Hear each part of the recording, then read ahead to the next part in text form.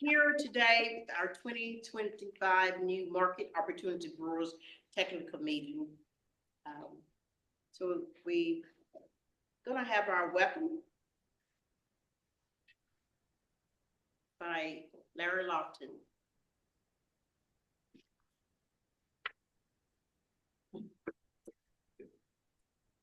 Good morning. I'm Larry Lofton, and I have had the privilege of working for this wonderful organization for about a year and a half. And on behalf, I'm also the director of the Farm Program Division. And on behalf of Arkansas Land and Community Development Corporation, our board of directors, under the leadership of Dr. Cornelius, our president, Dr. Calvin King, and our staff, I would like to invite you all to this meeting that we've been trying to put together now for 3 years. Last year we got snowed out. I'm not sure what happened the year before, but it's been an effort to have this meeting this time of year, and we were trying to do it so that we could get together with everyone who wanted to come out and meet with us to learn about marketing, to learn about alternative crop production, so that it would be in a timely manner, period, so that you can use the information for the upcoming growing season. We know that we're not that big on row crop farming anymore because of the equipment, because of the size of the property that's required, but there are lots of other opportunities and alternatives to row crop production, and you're going to hear a lot about it today. With our partners from the United States Department of Agriculture, they will provide information on their programs and services, especially urban ag, micro agriculture, basically for the small farms, backyard gardens, that type of thing that a lot of folks are interested in. And with Arkansas being very high on the list, the national list, as a food desert, meaning that we don't have grocery stores within a reasonable proximity where we can purchase food without having to drive 25, 30, 40 miles to get fresh produce, to get, common necessities that are required. So Arkansas is a food desert. And also there are a couple of counties in Arkansas that are regarded as number 1 or 2, number 2 and number 3, as far as food insecurities for children and seniors. And with Arkansas being the number 1 producer in the nation of rice, being an agricultural state, that's kind of absurd. It's kind of difficult to imagine how a state with agriculture being so important could also be listed as food insecurities and as a food district. So I would just like to welcome you and thank you, as well as those in person, as well as those who are online, for coming out and meeting with us today, because we really appreciate it. Thank you. Thank you, Mr. Lofton. I'm just gonna kind of back it back a little bit. I am Janie Williams, and I guess I thought everybody knew me. So I am a farm advisor here, and also enjoy working with Arkansas Land and Community Development Corporation under the leadership of our Dr. Boone here. And you heard the welcome and the opening as well. Next, we're going to have an overview regarding the historic aspects with Dr. Calvin King Sr. Let me express my appreciation also, one to Ms. Williams, to Mr. Lofton, and all of those who are here to participate. When you say some of the historical overview, one thing about being around as long as I have, sometimes you have the opportunity to come in contact with individuals that's a part of that history. And of course, I see that here today. I was talking to Mr. Dula. Of course, I see he's on the program, so he could tell you about his own experiences. And he had an experience as part of the history here in Eastern Arkansas years ago, in dealing with vegetable production. And some of the work that we were doing then under Arkansas Economic Development Corporation. We had East Arkansas Produce Marketing Association as a prior history to that. And then coming out of that, we came into Arkansas Land and Farm Development Corporation, Program Service Delivery in that area, now Arkansas Land and Community Development Corporation, Program Service Delivery, and Arkansas Land and Farm Development Corporation as an asset holding entity for the work that we have done over the years, both with land ownership, housing ownership, and things of that nature.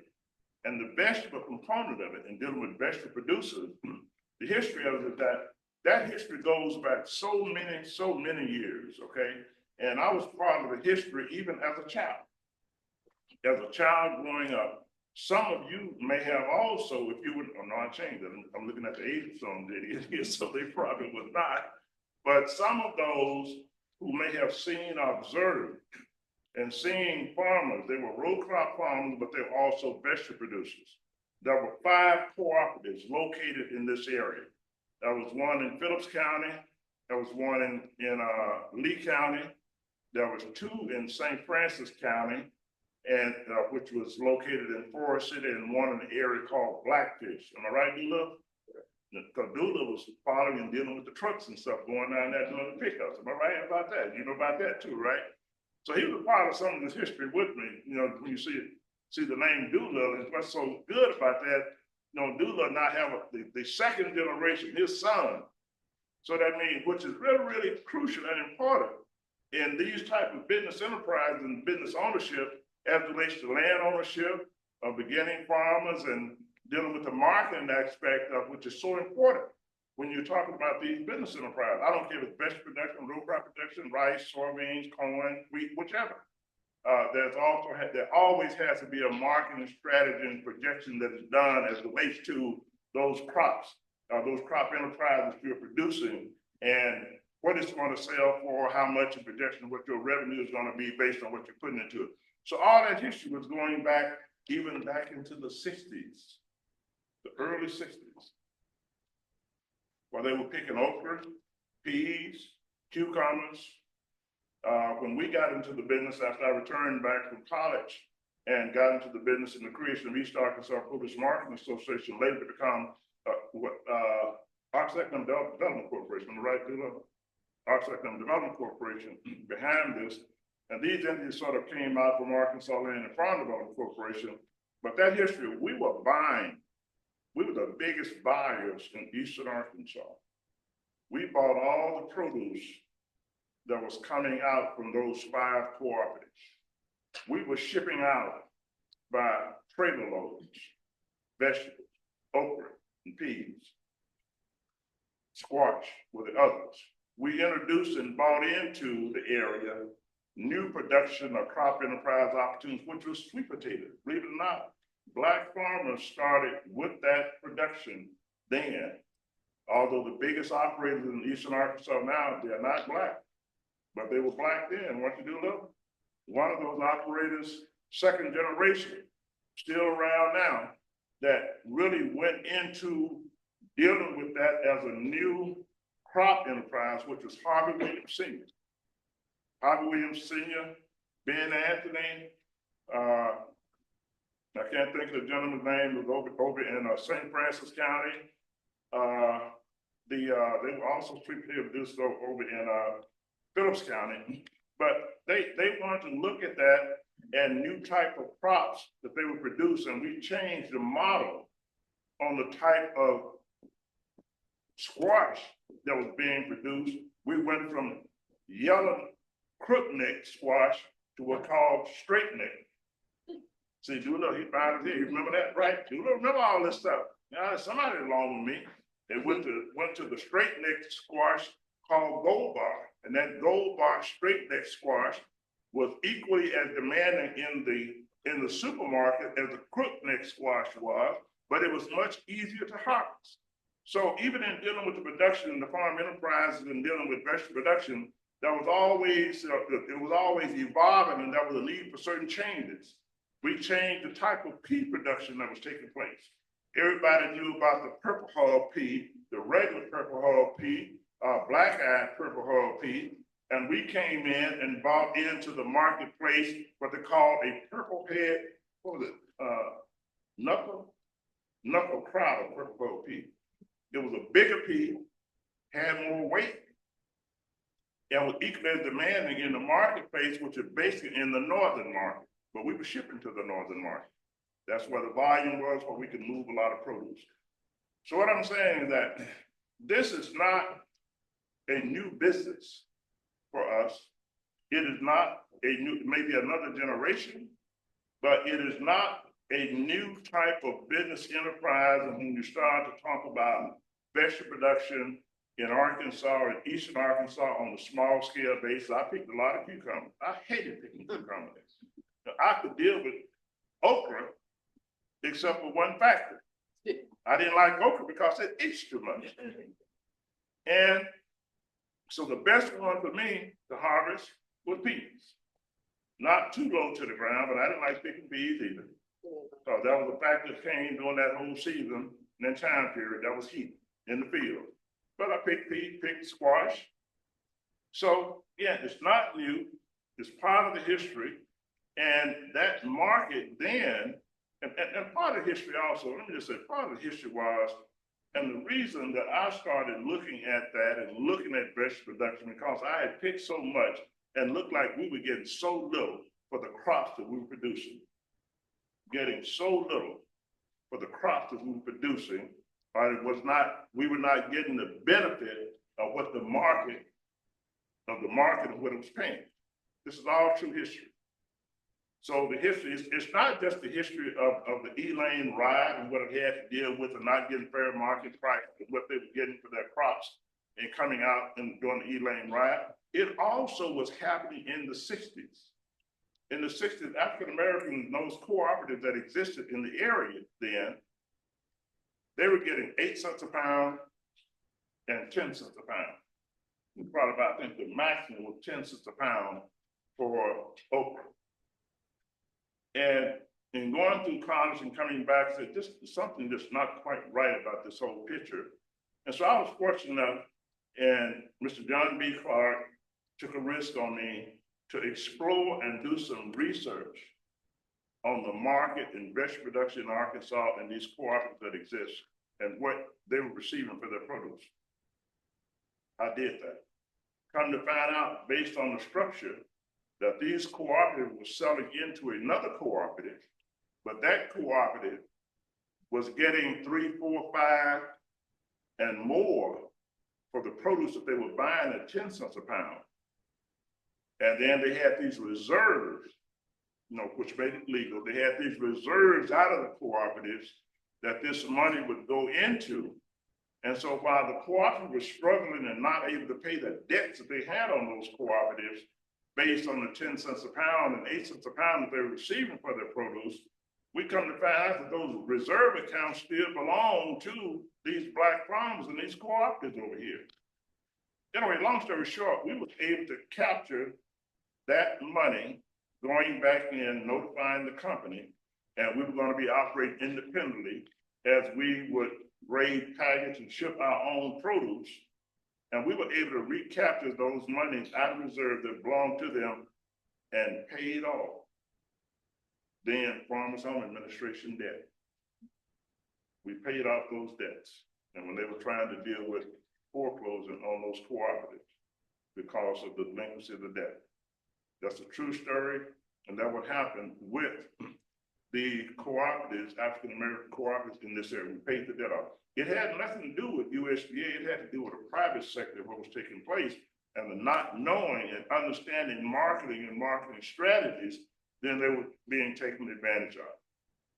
But we were able to recap those funds and pay the debts off. The other part behind it, so when we started buying directly, so I say, what's the importance of having these meetings and talking about both some of the past and then where we are now and how do we go forward?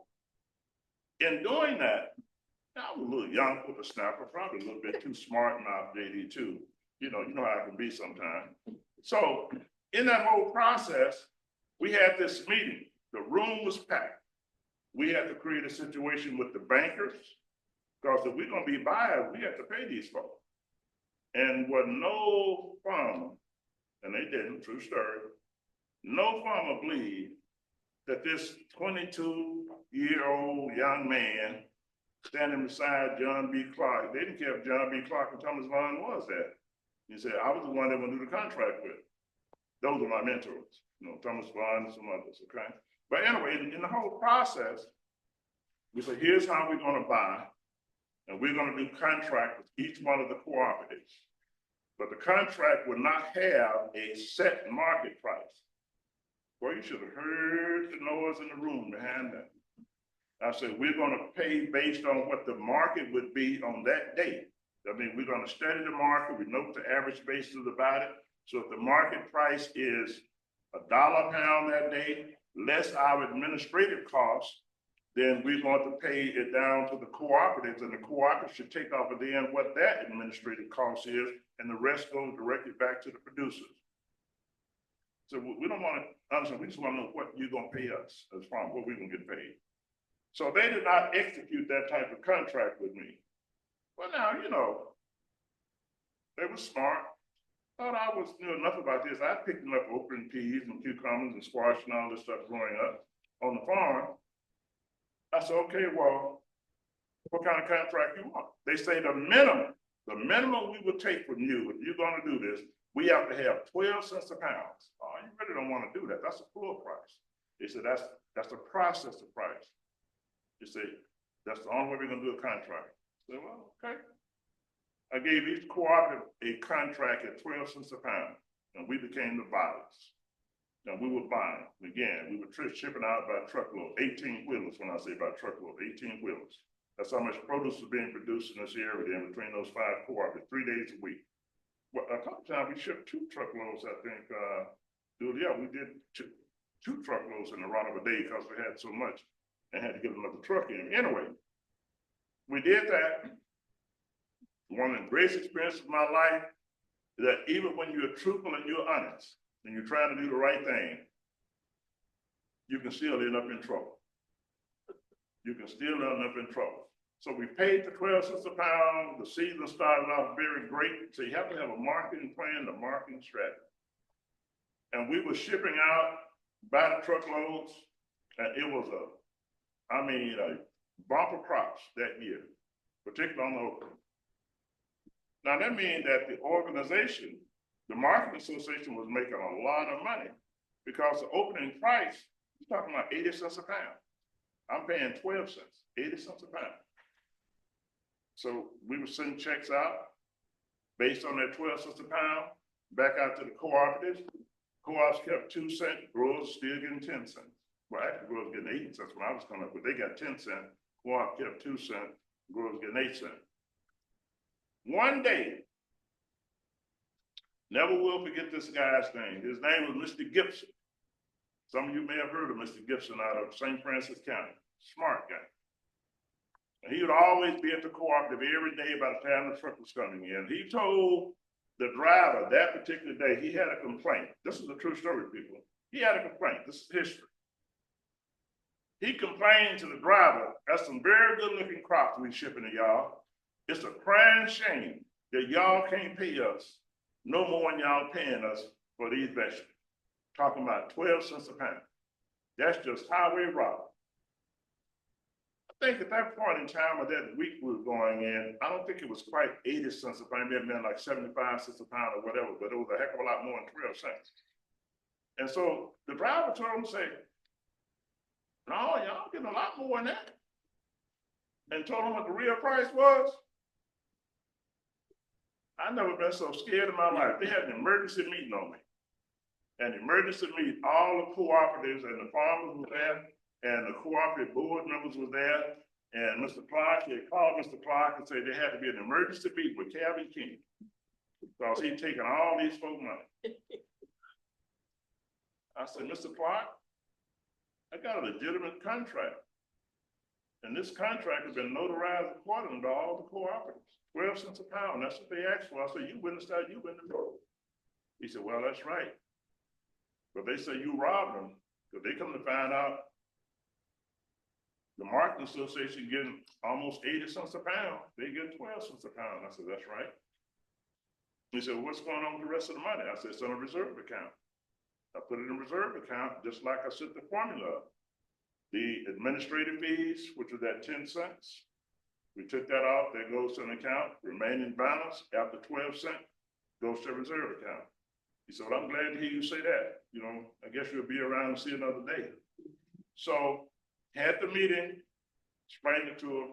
Of course, the good deal behind that is that we executed new contracts, lesson learned by the producers in that whole process. Sometimes lessons can be hard to learn based on what past experiences are, and you don't pay attention to and listen to the opportunities that's before you at that present point in time.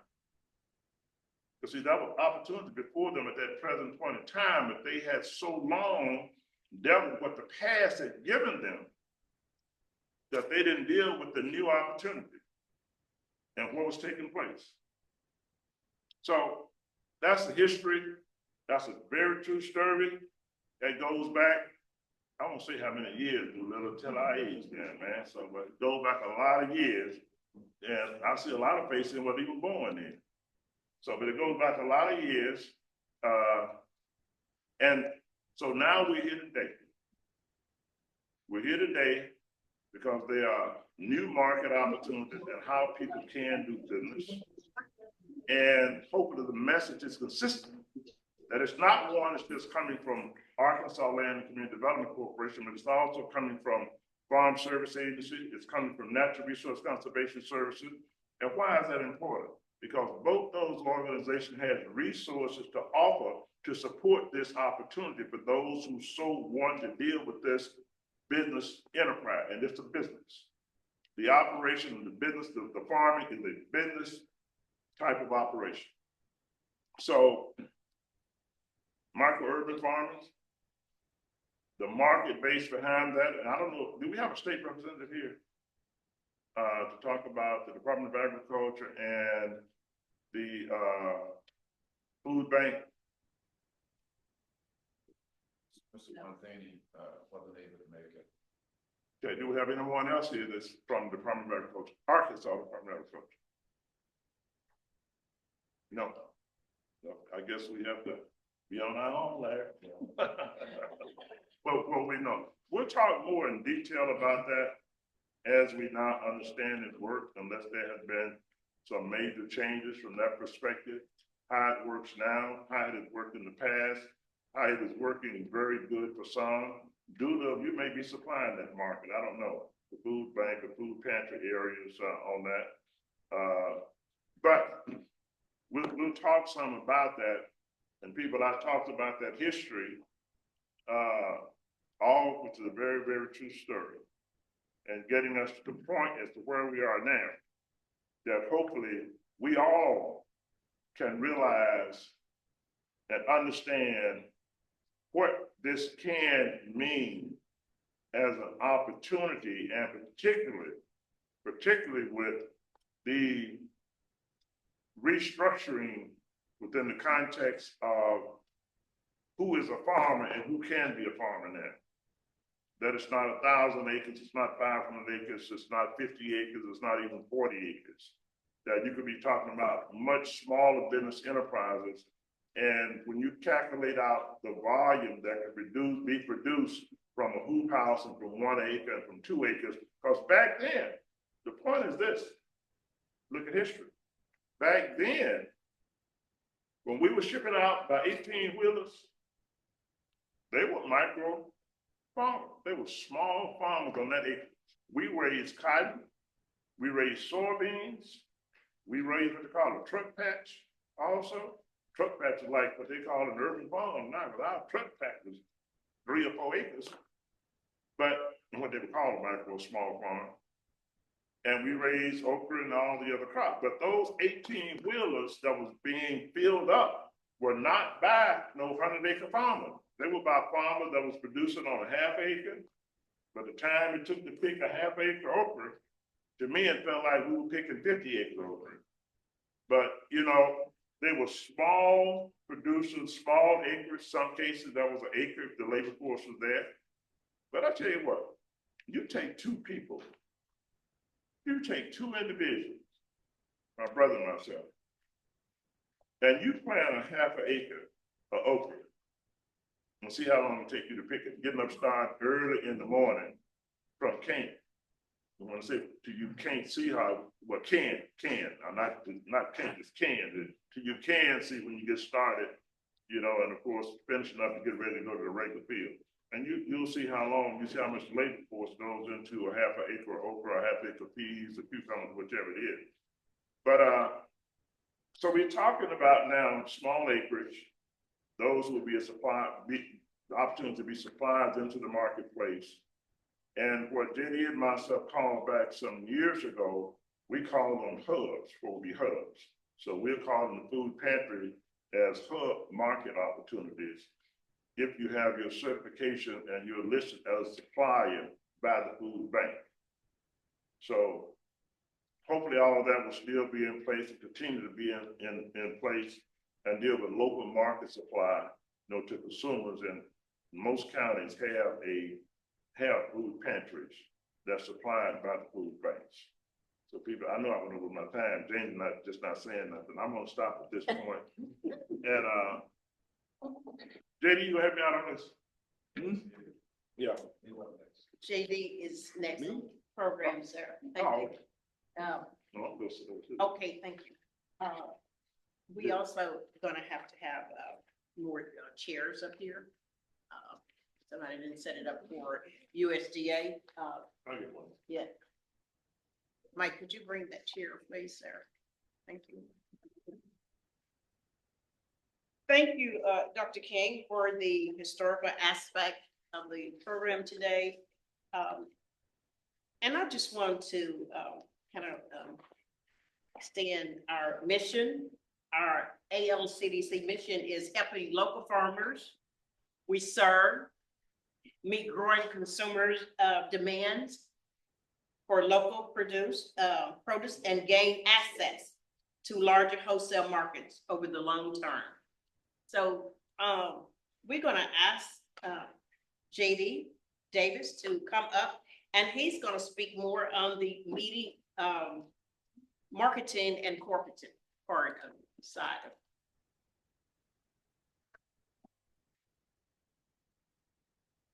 And after that, since the Arkansas Department of Education Food Bank, Mr. Panzini is not here, we're gonna ask the Farm Service Agency from the Urban Ag out of Little Rock, LaShonda Tucker, and our Farm Service Agency, FSA Barbara Pettigrew, County Executive Director from Monroe County, going to speak on behalf of the NAP program, which is non-insured assistant program, and the farm numbers, and along with Dorinda Applewhite, a district conservationist from out of Monroe County as well on the programs with NRCS, coming along with our program here, our growers and new market opportunities. So, by that said, I'm gonna let JD take the floor here. If you want to, okay, or if you want to use the mic. Okay. My handicap sticker is in the car, so I'm qualified to sit at my age, okay? It's not disrespectful, it's that realistic. I also need a couple of minutes to scratch out most of the things that they're gonna talk about. Because if you talk behind Dr. King, he's gonna cover most of the things that you thought you were gonna cover. It's that way by nature, it's been that way. I just wanna say a few things about, you call it farming, whether you're talking alternative crops, vegetables, or livestock or whatever, now we're saying it's farming. Maybe micro farm or whatever, but you're growing things. I think it's also important to realize that the food system, production and distribution, is perhaps in jeopardy because we're going through some changes in this country that nobody realized what the outcome, what the end is going to be. So, I just want to kind of talk a little bit and encourage you to interact because my presentation has been destroyed, but that's all right. One thing that was my topic was business cooperatives. And Dr. King covered cooperatives pretty well, but let's just talk about the reason you need one. And first off, some years ago, a group of us out of Arkansas Land and Farm Development Corporation, supported by USDA Rural Development, was chartered to go in and see if people like us could comply with food safety requirements. They said it could be done. So we got on our horses, and there were initially some five producers of vegetables, you know, a couple of them pretty good size, like Abraham Carpenter, Harvey Williams, Ben Anthony, who's not with us anymore. But long story short, our mission was to work with Ag Marketing Services and the Arkansas Plant Board to get these people certified to prove that they could follow procedures and produce safe food. We didn't want any E. coli or salmonella or any of that stuff here in Arkansas. And we want to prove that these people, from planting to grading and chipping, could follow some rules and produce good food. So we did that, and we got initially 5. First time in Arkansas that 5 like producers of. It was Ben Anthony, Harvey Williams. I'm going to forget my age is so bad now at this point. And these were a couple of pretty good sized growers, but basically little growers. And then later on, since we proved we could do that, we got 1 or 2 big vegetable growers in the mix. One outfit out of Pine Bluff, by Mr. Esther Doolittle, you know, and so in cahoots with UAPB, with our lead, we struggled, but we got Mr. Doolittle certified to produce safe food. The reason that's so important is you know, you can't talk about selling to a Walmart or Safeway or those kind of stores unless you can follow procedures, unless you can do some things. In those days, we had cooperation from funding, really, from rural development. Any rural development people here? I'm gonna ask again because I mean talk about rural development. Yeah. Okay, good. I'm not gonna say anything bad about rural development. But we were chartered to go and make this happen. Now, one of the things that we learned was that at that time, growing vegetable had no safety net. I was a row crop farmer till you guys, you remember the TV sitcom Green Acres? Well, you know, I was the boy there, you know, and I was the other guy, so, you know, we stopped farming. But the point I'm trying to make is you need to have consistency. Dr. King talked about 18-wheelers, and now the trailers are 53 feet long or whatever. Can you imagine growing enough to fill up one of those things? You need that kind of capacity to talk to a Walmart. And I use Walmart because Walmart has shown a propensity to deal with minority growers. You know, I think Mr. Doolittle has a different market, but I know Abraham Carpenter out of Greer, Arkansas, does a lot of selling with Walmart. But what you got to be able to do is produce volumes standard. You know, if you go into one of the stores, you look at the potatoes, you look at, you know, any vegetables, they're pretty much the same size, you know, like the same size and all that. That comes as results of grading and you know, and packaging. So you got to be able to do those kinds of things. So you got to have numbers. You got to have capacity. So that leads us to think about cooperative, business cooperative, fair one, not one that's going to take 80% of the profit, but you know, one that will suffice by serving the people. And the kind of cooperative we're talking about is a business cooperative where yeah, you know, there is you know, a member can everybody pays the same thing for a membership. Dividends are distributed, you know, the best example I can talk about is when I was farming.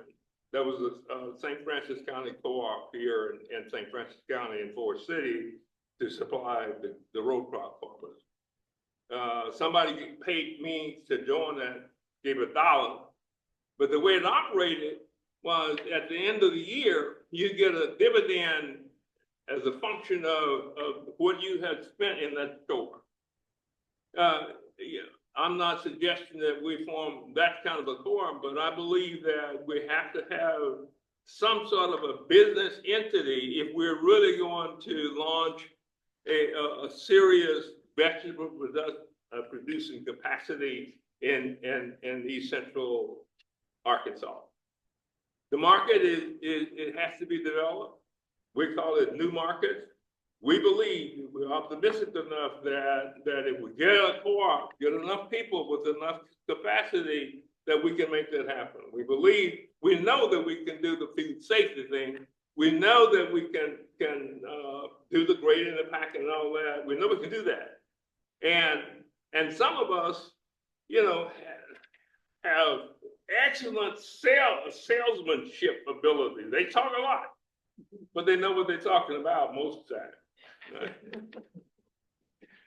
Y'all forgive me, but see, we're talking about numbers. We're talking about reasons. Even the people who are still trying to row crop need to form cooperatives because, you know, there's economies of scale you got to deal with. You know, these big growers, these folks are buying fuel bulk-wise. You buy the bulk, or you buy your seed, your fertilizer, all those by the bulk. And that means that you get a better deal. You get it cheaper, and you can better serve. You know, one thing that I learned, somebody got to be a timekeeper because I got a part of Calvin-King disease. Sometimes I just kind of ramble. All right. You know, if you can smell it, you can't sell it. We aren't talking about turn row sales. We aren't talking about you pick. You know, where somebody come and pick 2 bushels and you keep one and they take one for the labor. Labor is the problem.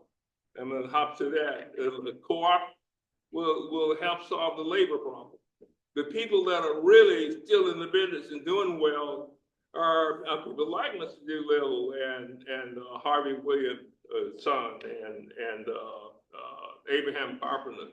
But they have relationships with migrant workers for the last 15, 20 years. Same family come back and kind of stuff.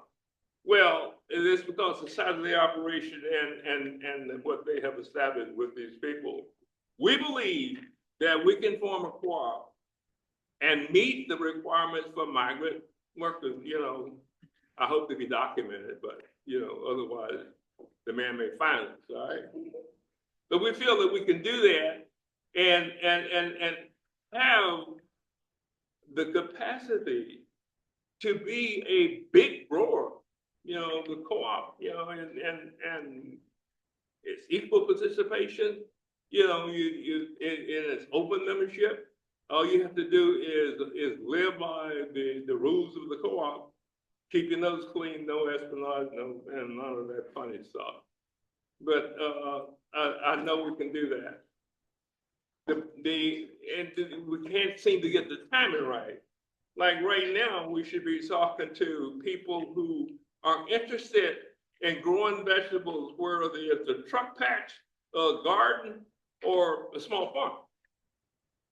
Because you need to know what you're going to plant and how much money you need, that kind of stuff. One thing I've learned is I didn't talk to any farmers and still talk to them in our training and technical assistance. But you would be surprised. You walk up to a farmer or whatever and say, okay, what is your cost? Now, Michael worked with getting operating loans application filled out, and he has certain formulas he uses and so forth. But if you're in the business, you need to know what it costs to produce an acre or a bushel of purple peas. You need to know how much diesel fuel, what it costs, that kind of stuff. If you don't know your cost and you're in business, you're going out of business. You don't even know if you made a profit or not because you still have all farm income. So, you know, again, I'm preaching for cooperative because in the cooperative, you can get, mentoring, training, good business practices. And, you know, people, we're gonna do this together or it ain't gonna happen.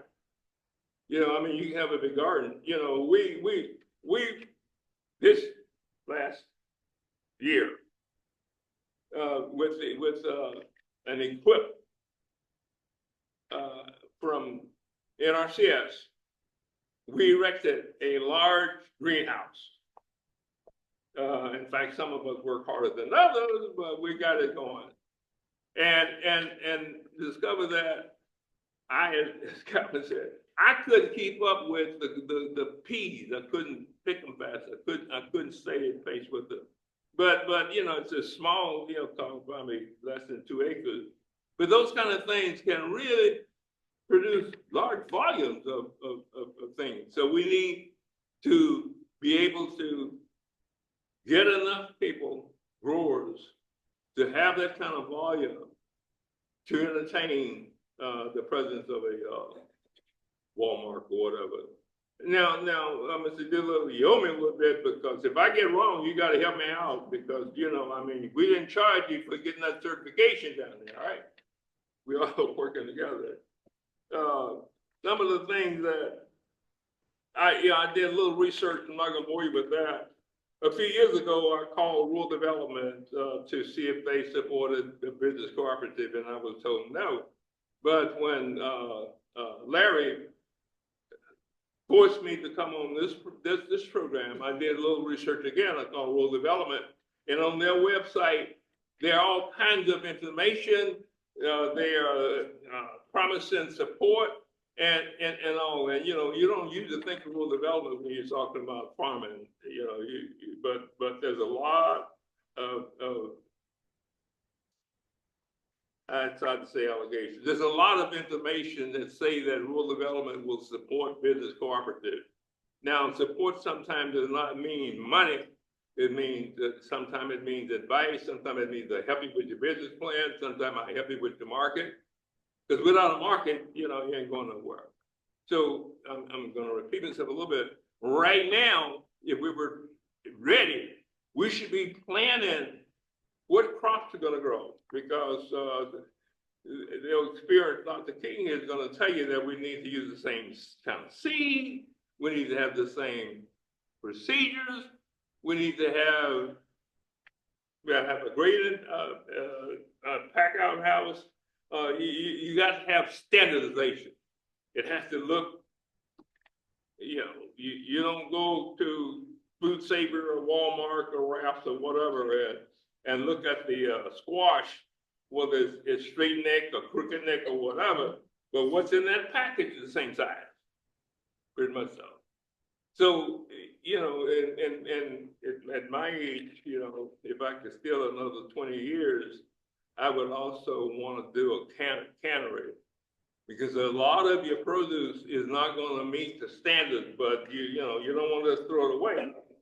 You want to can it or have some of the market for it. So that you got to develop the market. It would be nice if we could have a cannery, employ people, food, and if you do a little research, you see that a 303 can of green peas has the same nutrient, for the most part, nutrient value as what you take off the shelf. So you don't lose a lot of nutrients through the canning process. It's just a misnomer to think that if it comes out of the bin at the store, it's better nutritionally than if it comes out of the can. You know, we take, folks, all I'm trying to say is that there's a market there, I believe, but we have to form this co-op and make it happen. And there's all kinds of information out there to say that's true.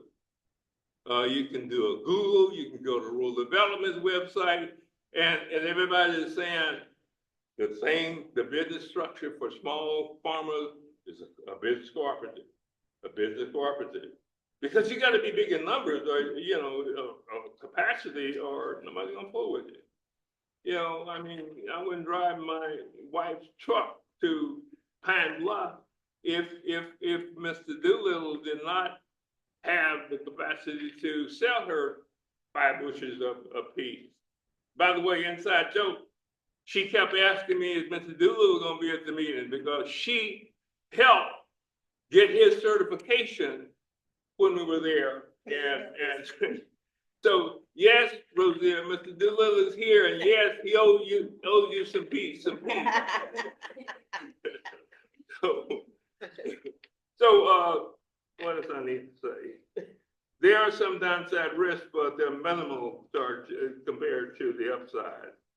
You gotta have ability to fill these big trailers. The economies of scale is in your favor because if you're buying in bulk, you know, I got a little buddy that's a big time farmer out here, and he's already bought all of the fuel, his diesel fuel for this farming season. Because he got it at a certain price and so forth. So he's not worried about, you know, price gouging. You know, I am not going to get political, but it's amazing that you can have a storm way out on the coast someplace that's God knows where it's headed, and you go to the gas station and the prices have jacked up because they're capitalizing on fact that there's a storm and there's a small potential of causing some problems. So you have access to larger markets, help the communities. There's so many things we can talk about here that, you know, a few years ago in Forest City, for example, there were 21 convenience stores in Forest City. All but one was owned by people that looked different. They were Latino or whatever. And where do you think that money was going that they made? It wasn't going in Forest City or whatever. You know, people come in and erect stores in our areas, take the money and run. We want to build our own enterprises. We want to have strong companies like business cooperatives. And I think our next move should be to do some kind of a survey. So and by the way, I'm not officially part of the organization. I just like the medal. I gave the organization over 25 years, and now I take advantage of that medal, okay? So I'm gonna say that we're gonna come out with a survey to send to potential growers, and only one thing should stop you from positively responding to this, that is you have no interest. Because size, you know, you can plant your front yard or whatever, and if you pick the right product, you'd be amazed at the quantity of things, you know. And if we do our job in terms of developing new markets, you know, all you worry about is paying your little initial fee to join the co-op and following the rules, that kind of stuff. You know, I mean, we have to have some standardization. You know, it has to be the same. It has to look like one company, and that's not the end of the world. Another thing that keeps us out of the business is labor. You know, you can get bold and go out there and plant 2 or 3 acres of purple hull peas, and you know, advertise in the local newspaper when they come around that you know I need labor. Well, you may get a few people like us to come, but you know they ain't gonna show up Monday. They still got that wine in their heads, okay? I'm not gonna talk about our folks, but you need to have the co-op to be instrumental in meeting the USDA requirements for migrant workers. You gotta have a place to put them up, et cetera, et cetera, et cetera. The co-op can take on that responsibility. And so now, you know, the truck will run by your place, you pick your peas, grade them out, and we roll it. Mike, Larry, how am I doing time-wise? You're about done. You're there. You're there. Well, I'm not ready to quit. Listen, you know, I did all the stuff and I'm not, my name is not even on the agenda, so you know. It's on my. Yeah, right. Any comments or questions on the serious side? You, unless I'm told otherwise, you will hear from us as a result of this. Because we have to quickly take a survey to see what the feasibility is, and then, you know, we have to take the lead in establishing the requirements for a co-op and the initial papers and so forth. And if we do it right, you know, one more thing, and I'm getting out of here. When I was farming, I was a member of a farmers co-op. The guy who runs it paid my $1 interest fee, and every year I get a dividend based on how much money I spent in the store. And I thought that was pretty good. But then, even after I quit farming for a couple of years, some outfit came and bought the co-op, and I got, you know, some nice returns out of that. So if you know, co-op can be a nice business thing. It can be, it's a very positive thing if you do it right, and if we do it at all, we're gonna do it right. Thank you. Quick question. Well, I'm sorry. Cooperatives for nut trees, in particular pecan. What do you say? Yeah. By the way, I'm 84 and I don't hear worth a damn. Excuse me. He said, what about pecans, nut trees? Huh? Nut trees, pecans, Cooperative. NUTS, nuts. Well, you know, the cooperative will, you know, should, based on potential market, decide what the product's going to be. You know, and you hear talk about purple hull peas or southern peas a lot because they're easy to grow and people seem to like them and they're easy to sell. Pecan trees, you know, I mean, if I planted pecan trees now, I wouldn't get the harvesting. I'm 84, I wouldn't get any of them. It's fact life, okay? There's a time element there. But yeah, there's a market. The co-op should have business plans that go, it should be a perpetual, ever-growing, everlasting organization. You know, it should not. So, you know, pecans would be you know, you see a lot of land in fallow laid out. You know, we see a lot of what they call forestry type land and so forth, you know, which is smacks the pecan trees in there. But there again, you got to pick the right variety and that kind of stuff. And you need some special equipment.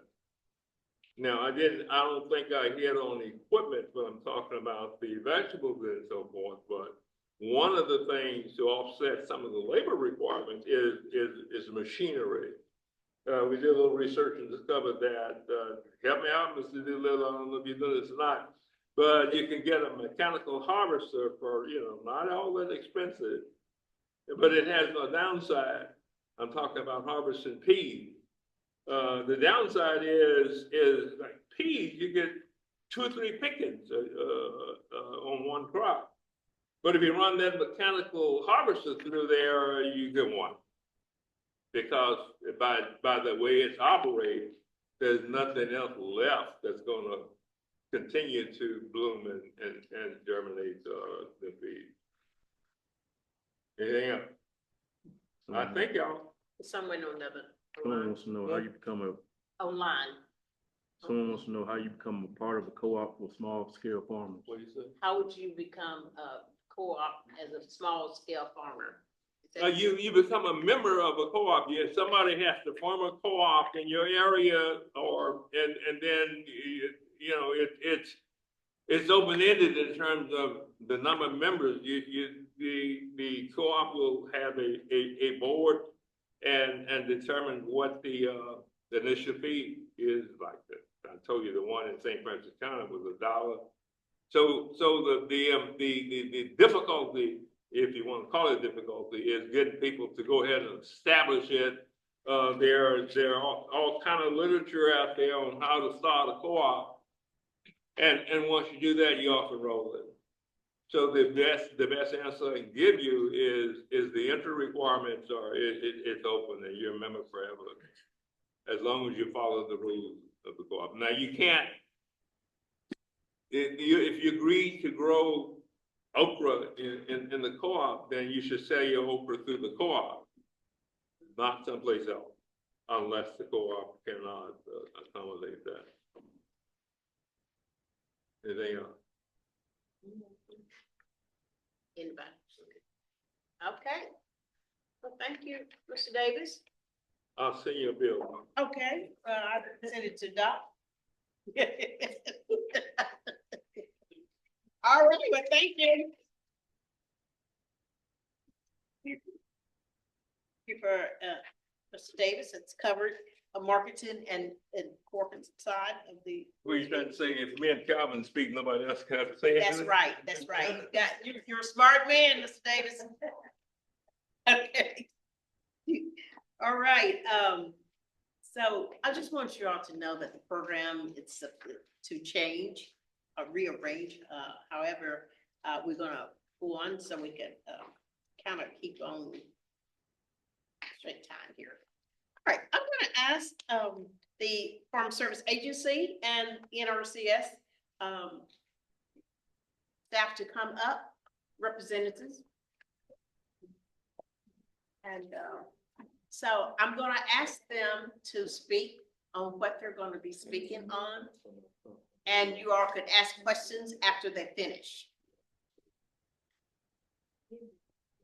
I don't care which one comes first.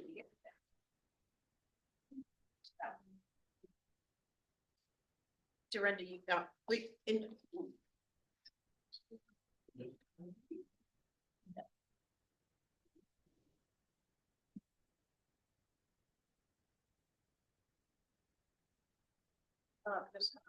got what?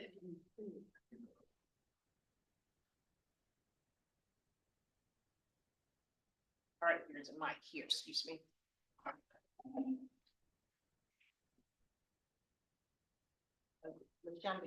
You went first.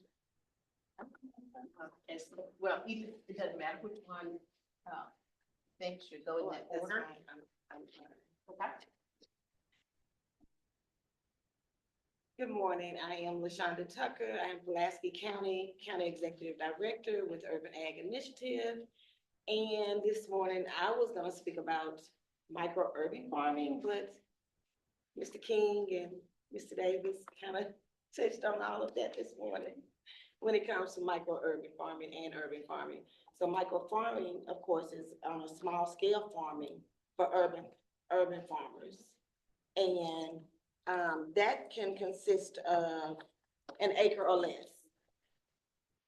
That consists of vertical growing, raised beds, high tunnels, and indoor growing. If you're interested in being in micro-urban farming. Oh, sorry. I'm sorry. So then urban farming is more than an acre. And that's kind of what we do in Pulaski County. We assist new producers who would like to farm in their backyards, just any small growers with fruits and vegetables. And that is Urban Ag.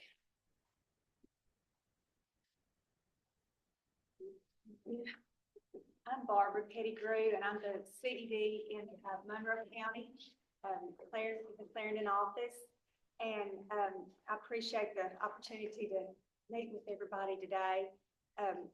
When I think of vegetables and fruits being grown in our county, the first thing I want to talk about is NAP, the Non-Insured Assistance Program, because the NAP program, we administer it at the Farm Service Agency office, and it's your insurance coverage. And that's one thing, when you have a crop of any kind, you can't control the weather. And that's what NAP coverage does. It takes care of commercially grown, for commercial grown crops for producers in the different counties. You apply, for a NAP in the, county where your crop is grown. And, the coverage, there's, the basic coverage is, free to producers who are, minorities, beginning farmers, limited resource farmers.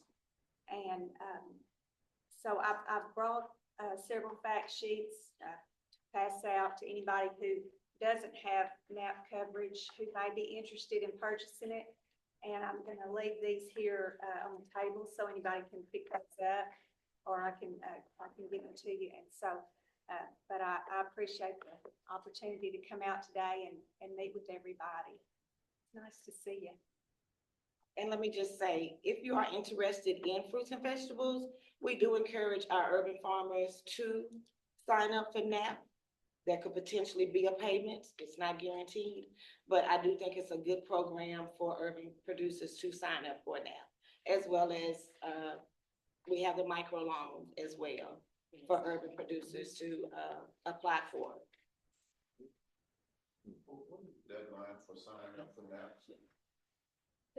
The different crops are, have a different deadline, but, February 28th is a pretty big deadline. So if you grow, I know peas, greens, that's coming up pretty soon. So if you're interested, make sure you check with your office on those. We have one behind you, Dr. King. This is Mr. When you Dean. say green, I'm under I'm kind of confused. Why is it that when you say green, you have to have a different coverage for your turnips, the mustard, the collard, and your soybeans? It's one variety of the whole area of soybean. Right, and that's the soybeans are row crops, and that's a different, crop insurance. And then the NAP coverage, you specify the varieties.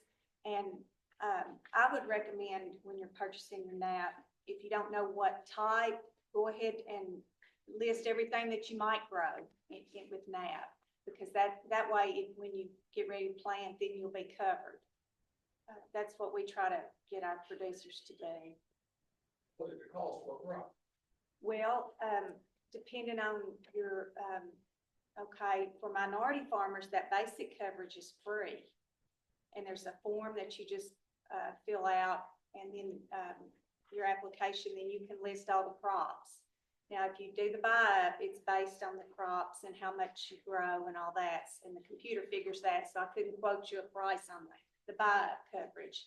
But that basic coverage would be free. So, for sure, I encourage you, and even if you don't have a loss, you have a good yield 1 year, you get that level up. And so then when you do have a loss, your yield level is up high enough that it would possibly give you a payment. How many years does it take to establish a yield? You can go back, I think it's 5 years, but if you have any yields at all that you can prove, you can establish a yield that way.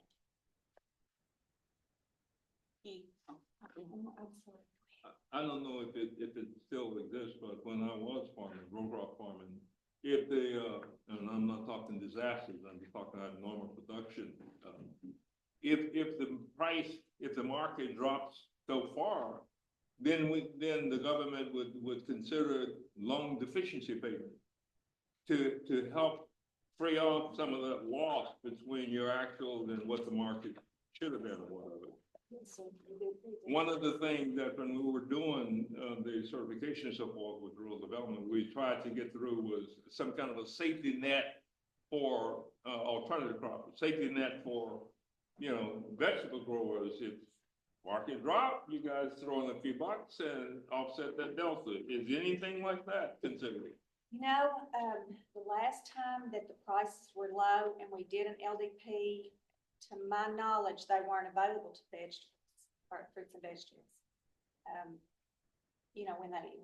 If that happens again, I wouldn't be able to answer that until, it came out, but, and I can't really remember how long that's been since we had an LDP on the crops, because it's based on those loan rates. And, when those prices are down quite a bit, that would be something to look into, you know, if you do have a drop in price. I have a question. I know you gave reference to NAP, of course, that's on the program side, program payment side. And you know, they recently came out, you know, under the continuing resolution, showed that in a farm bill, they have this assistance program that deals with 2024 crop season, payment, like program payments of disaster and, market payment support to farmers now. I'm assuming that's an inclusion, and I was talking with people yesterday and Friday, that same assistance is offered to vegetable producers as well for 2024. Yes, sir, that's that MASC. Yes, sir. Next. Mass. Marketing assistant, yes. Yeah, this one just came out, and don't get me wrong, I don't get reference to the NAP will sign up for those who produced last year. And a lot of times our distributors get left out because they're not familiar with the payment program. And those who produced last year, how are you all implementing that now? I know it just recently came out. And it was in the continuing That resolution. program is, right, the reason I didn't bring those fact sheets oh, sure, yes, ma'am. Gotta be worth something. The program sign up has ended. Program sign up is what? For the MASC has ended. The sign up has already ended. It's already in. Yes, sir. It just opened up. It was a very short window. Okay, now, you're talking about the one where the $10 billion was involved?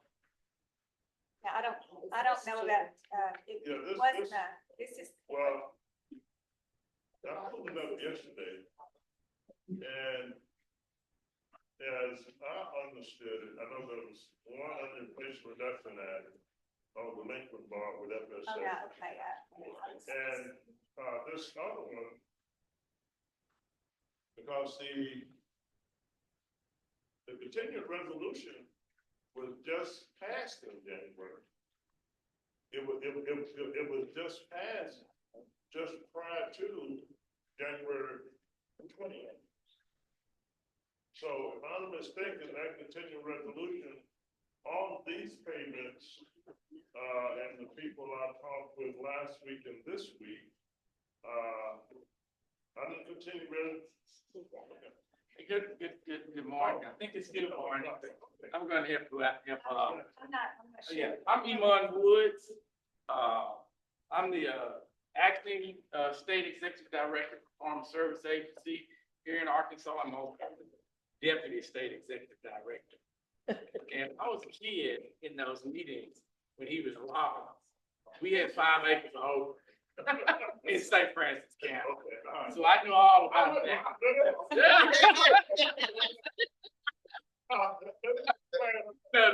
That was the account that I set up. I paid all that money to the court. I was there. Okay. I came back home and told my dad. So, yes. Told everybody. Yeah, so you know my mother. Yeah. But, so, yeah, there was one program, the market assisting for specialty crops. And the continuing resolution was passed late December. Because the previous continuing resolution ran out December 15th. That was one program, marketing assistance for specialty crops, where if you had a crop in 23 and 24, or if you were going to be a new producer in 25, you present a contract, there were some benefits available there. There will be additional programs come out, like the revenue program, that's also in there. And so that we don't have all the information on it yet, because we don't have the software, but there will be additional programs that for revenue loans. Right. There will be additional programs for the traditional row crop farmer. Right. Right. And those programs were supposed to be issued within 90 days of the continuing resolution. However, we do not have the rules and regulations and software. So when that program, when the rules, the software become available, it's going to be like an open and shut door thing, just like the mask was. Right. So my recommendation to you is to go by your local USDA service center, register with the service center, and get on the email list. We no longer send out paper newsletters. Heck, we probably haven't sent paper newsletters in, I don't know how long, because we no longer have that kind of funding. If you will sign up for the email, you will receive a Gov delivery notice and sometimes a bulletin, and it'll give you important dates. And so I wish we could do newsletters and mail out to everybody like we used to back in the day. But those programs are available. Those programs will be coming down the pipe. And like I said, if you're not registered with your local office, you need to be tied to a farm. And if all you have is a house site, we can set that up as a farm. And that way you will be able to sign up for the various newsletters and information. Didn't mean to step on your toes, Barbara and LaShonda. Thank you. But one of the things I want to clarify on the NAP program, she briefly talked about the NAP. Go ahead. I missed the first one, but I got pushed about this market condition of straight crops. Yes. And we How to create. got some beginning farmers, and they was on projection on this selling price of feed, formula feed. And we got some kind of differences on the way they computed the selling price. And they got it about $1 a pound. And my experience that on selling feeds commercially, dealing with $3 one, really, at a disadvantage, $3. If they got $1. Okay, so They don't serve $1. are you talking about the prices that we use? Okay. Yeah, you're talking about the price that we use. Okay, so yeah. The way they're calculating revenue loss based on the price is that does not compute back with what is actual, which producers are. So like 24, 23, and this new one that's saying y'all don't have it. Yeah. So if you're discussing the MASS program, market assistance for specialty crops. Right. Okay, you told us what you made off that half acre. Okay, if you were an existing farmer. Right. For 23, 24. If you are a new farmer, we're looking at the contract that you provide. So you have to have a contract if you're a new producer for 25. So, like I said, that silence ended, and there's no way to go back and open it back up. But pull me into the side and let me discuss your individual case, so that we don't get bogged down in semantics here. But I wanted to mention something about the non-insured assistance program. Okay, the non-insured assistance program, the basic coverage is 50% of the established price and 50% of the yield. Okay, so we'll tell you what that established price is that we're using, and the yield is based on either your average production history, or if you're a new producer with no yield, we set a T yield. And we give you 100% of the T yield to determine what your yield will be. And you'll get a form, a CCC 452 that's got what your yield is on it. And you'll get that every year. And so it's very important if you produce a crop that you report that crop and that you turn in your production. Because if you report the crop and don't turn in any production, your yield is going to continually drop. And it's going to be extremely difficult for you to qualify for a payment. Let's go back to that 50% of the yield, 50% of the price. You have to have greater than a 50% loss, unless you do some of the buy-up options. But for everybody in this room, under current rules and regulations, the NAP program is free. And so if you produce a crop, there's no reason why you should not participate in the NAP program. Of course, the rules could change, but under the current rules, everybody in this room is eligible. Eligibility is based on socially disadvantaged producers. That's based on race. It's based on gender. That's veteran farmers, beginning farmers. I think everybody in this room will fit into one of those categories. Sorry for stepping up, but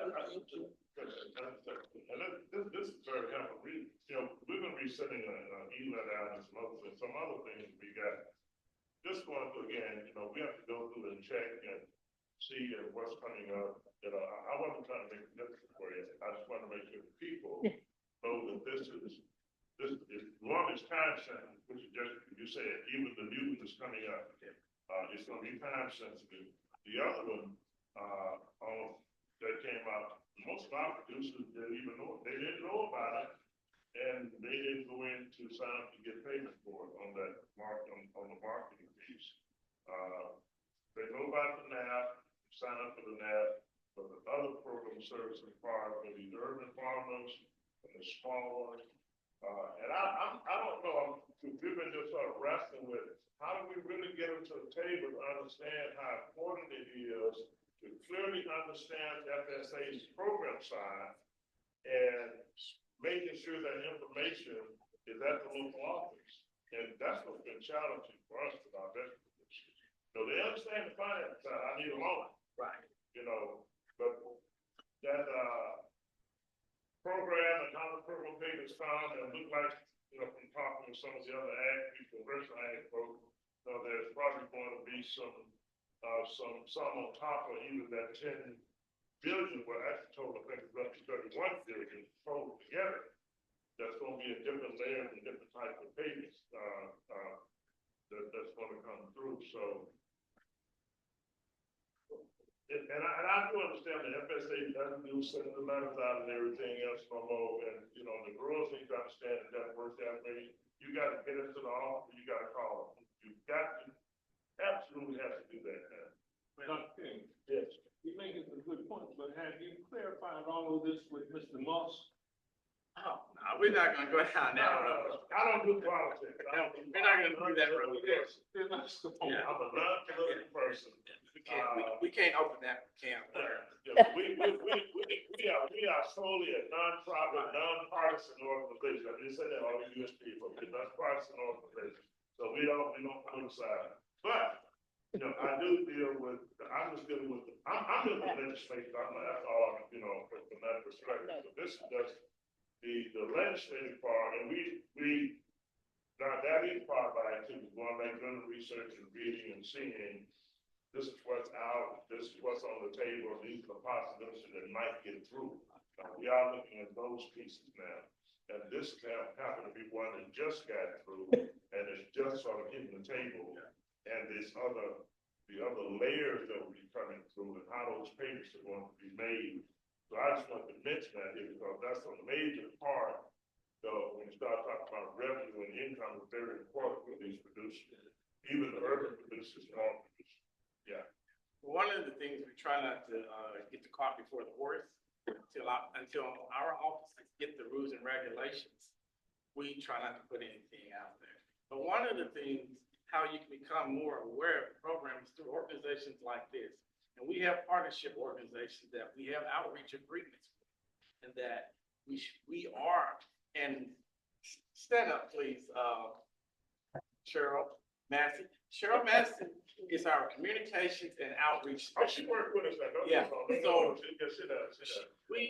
she have a list of all our partner organizations, and maybe we need to do a better job of providing them with the dates of various signups. That's something that she and I can work with to make sure that we send out something.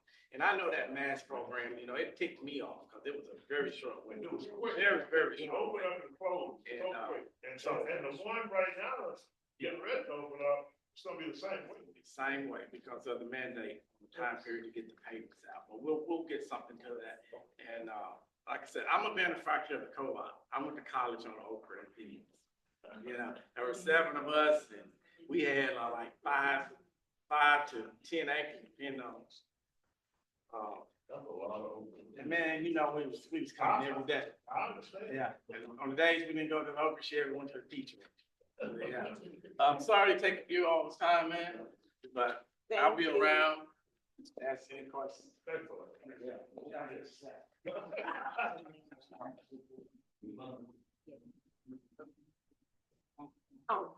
We just want to touch on one more thing, and that's how to create a farm number. Really, it's just real simple. A deed or lease.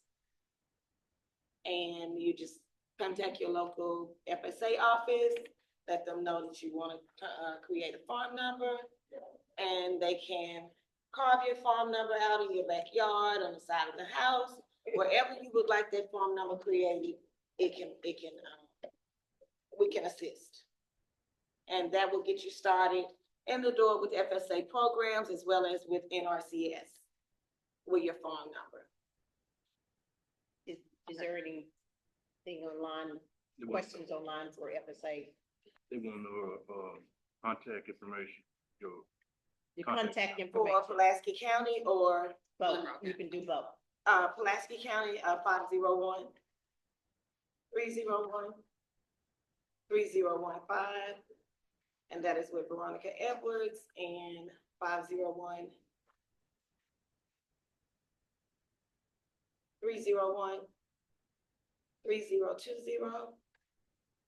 LaShonda Tucker. And local, Monroe County, FSA, Barbara Pettigrew. 870. Okay. Yeah. Okay, the Monroe County office is at 605 Madison in Clarendon.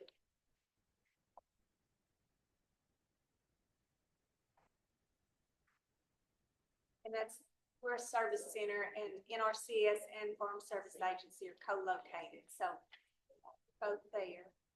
And the number is 870-747-3431.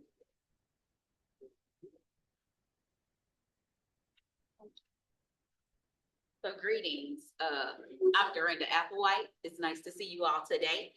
With me, I have Lucas and Shannon. And so Lucas is our urban agriculture, well, one of our urban agriculture liaisons or urban conservationists here. And then Shannon is our irrigate, well, you the assistant state engineer, but he works on irrigation, water management, and help me out. Everything. I work on everything. But he's been out with me here when Lighthouse Produce was there. We had they had a seasonal high tunnel and things, and then they had another garden on the side. So he knew the area, and so I asked him if he would come. That way, if y'all had any questions or technical things, that he could answer those questions if I couldn't. Again, we're grateful to be here. So NRCS is located in the same office as the Farm Service Agency. And so, yeah, I'll take that. Okay, just hold it. So NRCS is located in the same office as FSA, as Barbara has stated. So when you come get your farm number and your track, you can come see us if you want to sign up for any program. We have our environmental quality incentive program. And through that, we do cost share assistance on conservation practices, whether it be urban or for row crop. We have in the last couple of years established our urban sector. So we have an urban conservationist now. Before it was just based off the DCs and, you know, the limited information that we had, but now we have someone that is dedicated to that cause.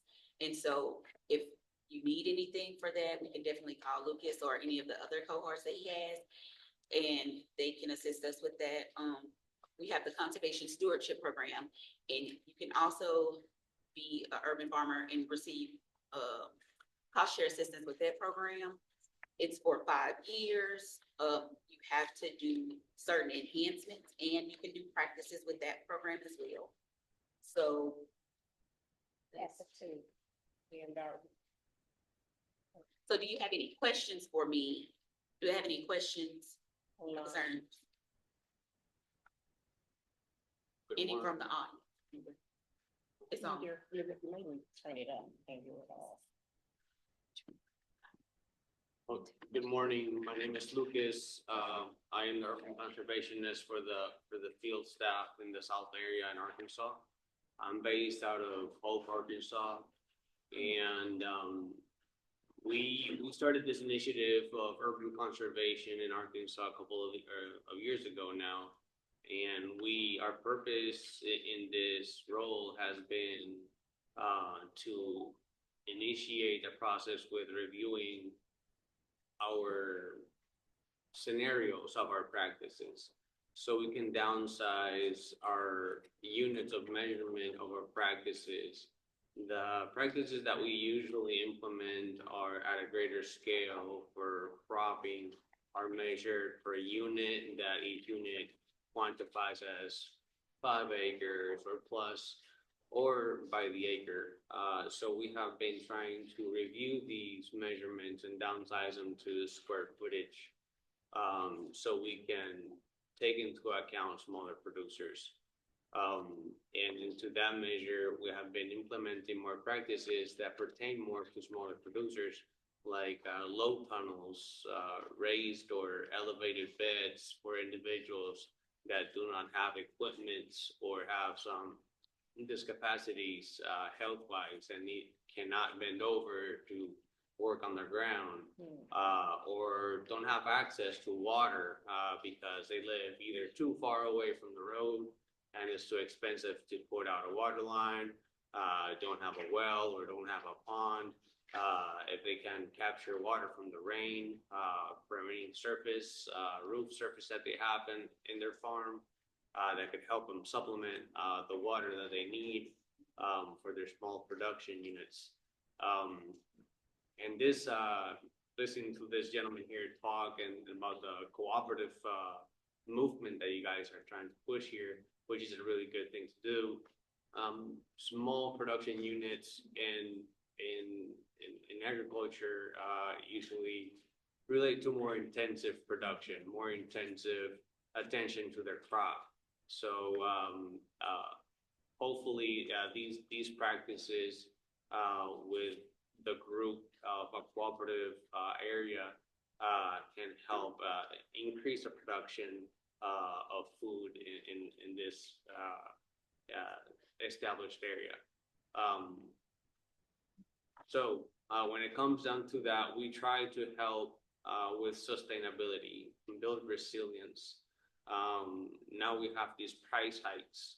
So we try to push the urban conservation initiative, not only for economical benefit, but also for family sustainability, because we need more people producing their own food. And that is just part of what we are right now in this life. The other day I walked into the grocery store and I saw a $6 dozen of eggs. So that's kind of weird and different. So we have to stimulate production in these areas that are either in fallow, are close to communities that are not being used, are being wasted. So these smaller practices have a smaller footprint and could increase food production in the community. So with that, I would like to motivate each of you to go ahead and reach out to your local office and ask about urban practices, either for irrigation or coverage or small practices, generally speaking. And if they don't know the answers, that's what that urban conservation staff here is for. This is a new movement in the agency, so not all TCs know the all ins and outs, and we're here to support them in any way we can. So with that, I'll leave you and let me know if you got any questions on how I can help. Go ahead. For all those who are producers, want to become producers, and have a farm, I wanted to go back to FSA. You know, she mentioned the program side and dealing with the NAP, we call risk management production. But in order to access these services with NRCS, the conservation programs, that included the irrigation system, soil nutrient management, the hoop houses, the raised beds and all that. You first have to have a farm number. You have to have a farm number. So I wanted to try to. Can we play roll one through? Play roll one through. I can go up and then you say go to the NRCS. So I got 5 acres and I want to grow some peas. Then I go see them, right? Right. Can we walk one through like that? Yeah, I can walk one. Don't walk one through. If you are already raising a garden, are you going to start production as a beginning farmer? You have a lot of opportunities out there, you know. market wise and otherwise. If you're already producing, No one did me answer the question, huh? What did me answer the question? okay, but y'all. Well, I have 2 acres. What do I need to do to get started? So if you have not registered your land, your first step is to go to FSA. And what do I need to bring with me? You bring your deed and, or your lease. Proof of ownership, yeah, the proof. And you could be the owner or the operator of that land. And they will give you a farm and a tract number. And that tract number is delineated upon the legal description that is described in the deed. So once you have that in there, you are, quote unquote, you have a track record. Now you have an ID for your land. So with that information, you go over to the NRCS office.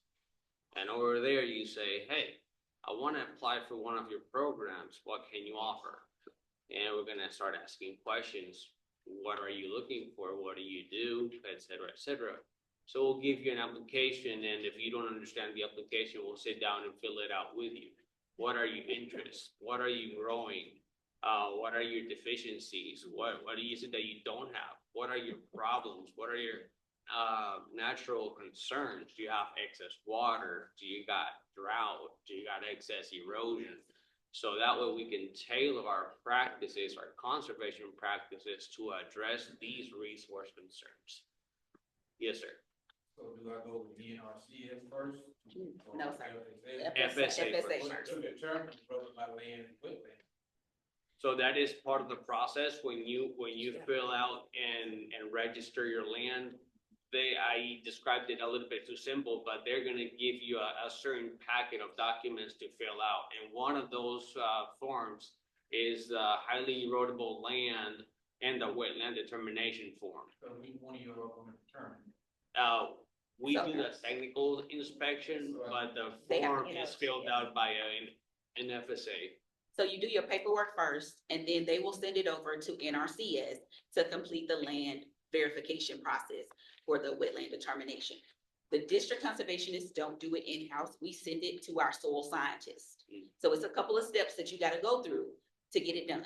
So you'll go to, I'm gonna say Barbara, because she's here. You're gonna go to Barbara if you're in Monroe County. Barbara's gonna let you fill out those documentations, make sure you have a farm number, tract number. If it's a farm and tract number on the land, and you have a lease, and let's say you're the operator, so she's gonna put you on there as the operator. Then you're gonna fill out the eligibility documentation. In that, like he said, the 1026, the highly erodible land documentation is in there. She's gonna send it over to me, and you can walk over with it, or she can just email it to me. It's however you wanna do it. But come visit me, come say hi. I'm gonna get everything that I need together. I'm gonna look in my old farm folders, because we have historical data for most farms that we work with. If it's something that we've already done, I won't have to send it in to get redone. We'll just have to look at it and see what it says. If you don't agree with that, then you can say, okay, well, I don't agree with this. It's been so many years. Can I get this relooked at? I don't mind sending it for them to relook at it. That is not a problem.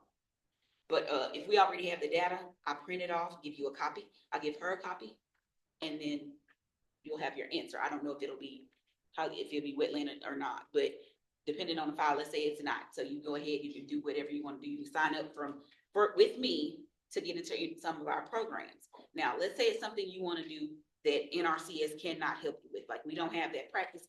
For an example, hydroponics, we don't do that, right? So if you want to grow a hydroponic farm, I can give you the resources on what you need as far as information. So I can say, okay, you may want to check your nutrients on this. You won't have necessarily soil, but what type of nutrients are you trying to put in your water for your hydroponics, right? Give you ideas and things like that, because we don't cost share on anything with hydroponics right now. NRCS does not. So, You look at my warranty deed? so what now? My warranty deed. Am I gonna look at your warranty deed? I mean, don't you have to establish ownership? Right, that's with Barbara. We left Barbara. That's where you. He in my office now. She didn't tell me I had to have a one, you know. Well, it doesn't necessarily have to be a warranty date, but it's just your proof of ownership. Just proof of ownership. And that's how we locate your property. But a lot of farms are already delineated. So we could probably find it and give you your farm number if anyone ever participated at all What are you leasing? years back. Say that one more time. What are you leasing? If you're leasing, you just bring your lease in. Right, you would bring your lease in. So how long does it take to get a farm number after you get your warranty deed and you take, fill out the form? How long does it take you to go out there and determine that that land belongs to them? Well, now, that's what you provide the proof that with your lease or your ownership. And then, now, most of the time delineating a farm doesn't take long, or locating it is most likely what we'll do, because a lot of our farms our county's pretty well drawn off. I mean, unless you're, like gonna put in a hoop house and you wanted to put it in a small half acre, or your side yard or something like that, then we may need help from our state office, and that may take, a day or so, but it shouldn't take a day or so. It shouldn't take. I applied for one, but then I haven't gotten the response back, and it's been 2 months already. What office did you? Dallas County. Okay, you may want to double check and, go back, give them a call. Let me answer that question. Yeah, Okay, so I'm not sure, It doesn't take long to set up a farm. no. However, the office is typically working on something when the walk-in customer come in. If you do not receive a response from that office within 2 weeks, you should follow back up with the office. Sure. Because it doesn't take long, but like I said, walk-in customers do not take precedence over customers that have already come in and they're working on their assignments. But like 2 weeks, it should have taken place. If you request, I'm gonna give you my email address and number, and give me a call, and I will follow up on it, and I will get back with you. Because that's, Farm Service Agency Go back, is Farm Service Agency. And if we're not following up on what you need, we're not providing the service. Okay, so I'll give you my information and reach out to me. I'll reach out to the office personally, and I'll see what the status of your farm number request is. Okay, so back to your question, sir. So, once we get that, if we have the information in there, I can give that information to you immediately. As far as you knowing whether or not it's a wetland or not. And if you want to sign up, we have continuous sign up as far as any of our programs for NRCS. There are certain times that we gather all of those applications. And so there will be a deadline as far as that goes, but we take applications year round. They pass them out. If you want to know any other information about the program, where you can definitely set up an appointment, or either you can come in and we can work on it. Any other questions about and we also do technical assistance. Like, you don't have to be in any of our programs. Like, if you need somebody to come out and see where you need to put your well, if you're putting down a new well, we do those services. We'll come out and shoot your elevation for you, tell you where your high is, so you'll know where to put your well. If you need to know a pipe size, like you're about to put some pipes in, and you don't want to wait on NRCS to assist you with cost share, we can still come out and measure what type of pipe, what size pipe you need, what type of pipe, should it be steel, should it be plastic, and the length, width, all of that, we can give you information on that. And if you need somebody to go out there just to walk the farm around with you and discuss your logistics, where can I plant this, or where can I put that, to help you out brainstorm about your farm organization, or how to do it better, or how it'll be the best impact, and such, we can help with that. So we get the application, get all that, go through all these wicked, continue to sign up, et cetera, et cetera. Now I need to know, I want to know, when I get to go ahead. How does that process work? So as for NRCS, there is a bit of a process. It's not easy, and I'm saying easy, it's time consuming. Because we have where we pool our applications, then we go through the eligibility, the ranking, and then we'll start the contracting phase of it. So it may take 4 to 6 months. Would you address ranking? Yes, I can address ranking. So with ranking, we visit with you out in the field. We talk about, as Lucas stated, what do you see happening for your farm? What are you trying to grow?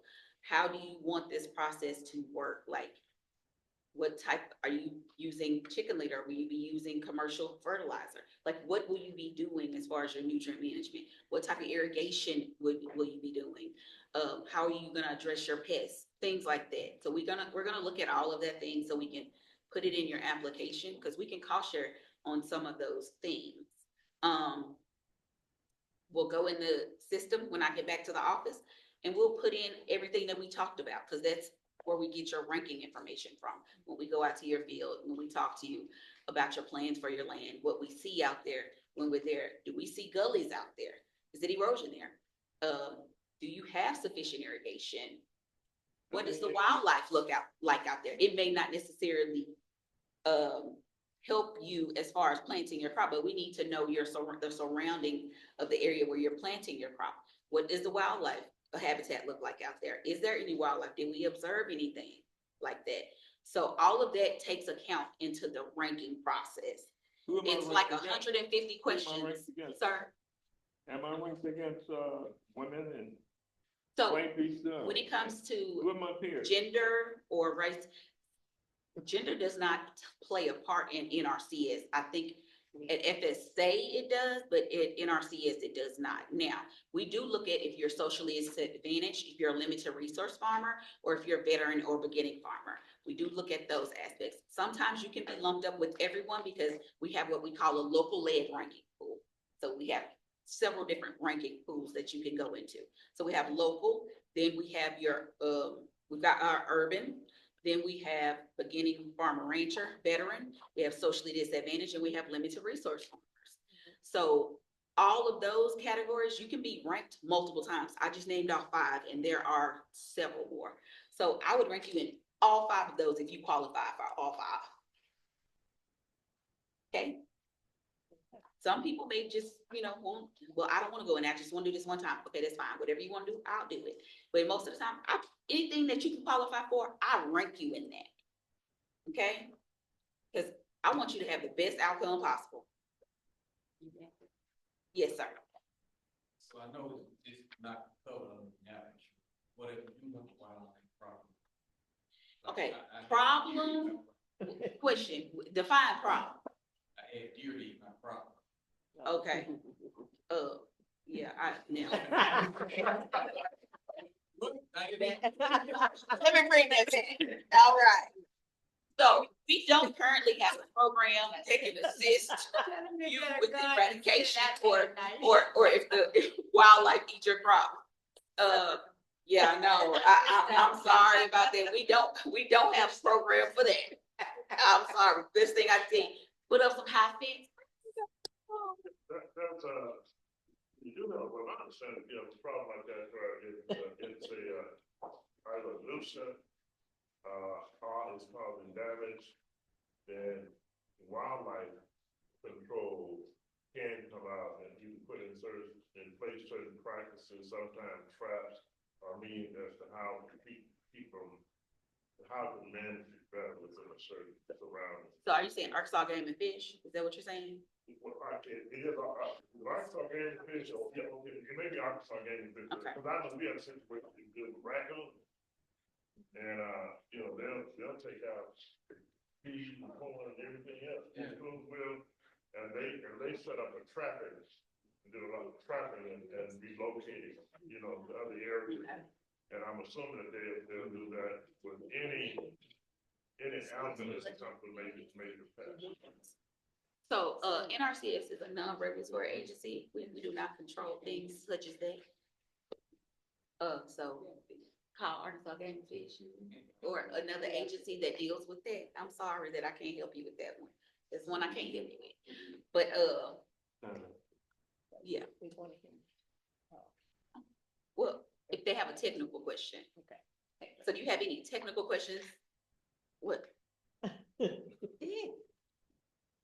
You didn't answer. About the wildlife. Yeah, no, I can't answer that one. That's one of the ones that I'm not, I don't have the education on that. Did a good job. Thank you, I Wonderful. appreciate you. I don't have Okay. anything prepared for you guys. I do want to say that we have some new scenarios for irrigation water management for the small acres. In the past, IWM was paid for by the acre. And, those smaller farmers with seasonal high tunnel, which is less than a tenth of an acre, weren't getting their due diligence. We do have some small acreage IWM scenarios which pay significantly. So they're around $900 to $1,200, and they're paid for by each. So if you're going into those offices, we want to encourage you to request IWM flow meter, IWM soil moisture sensors. We're also encouraging rainwater catch. It's the same thing as the surface water recycling, with the irrigation reservoirs and irrigation pits, but it's on high tunnel. We put gutters on high tunnels and collecting that water to recycle inside of your high tunnel. It also serves a benefit to those customers who have these seasonal high tunnels to keep some of that water from going inside. It's kind of saving it and redirecting it to a safe outlet. So that's about all I wanted to say. I have drawings and technical information on some of that stuff if you guys need it. My email address is over here. Feel free to request. And you're located It's located in the state office. in state office, okay, so people line me. I have one question. I'm asking this question because the person asked me the question. Go ahead. On the EQIP, when you do the high tunnel, can you do an EQIP contract that's a combination of high tunnel and outside raised beds, particularly when they're older individuals? Say it's an acre, and they want to have raised beds sort of surrounding the areas set up, along with one high tunnel. Can you do that in a combination under the EQIP? Okay, so I'm gonna say yes and no, and the reason for that is, So, remember I told you about those 5 funding pools? Right. Not all funding pools are created equal. So, if we have, let's say they do a special initiative where it's just a seasonal high tunnel, the only thing you can get in that is your seasonal high tunnel and the components that possibly go with it, like the gutter system, I think can be attached to it. But there are certain things that can't go. But if you're doing a regularly, just a general equip, like it's not in a special fund pool, it's not a special initiative, then yes, you can do that. You can do the seasonal high tunnel and the raised beds and do your irrigation water management. You can do nutrient management, pest management, drip irrigation, the catchment system, the gutter system. So you can add, yes, just as long as it's not a special initiative. Because sometimes those special initiatives have requirements that you can and can't do. Right, So, right. but yes, you can. It was a question made by a client out there. Mhm. Because I was only saying you can do a high tunnel. No. Combination. So even if they only did the high tunnel, they could still sign up another application to do something else. I mean,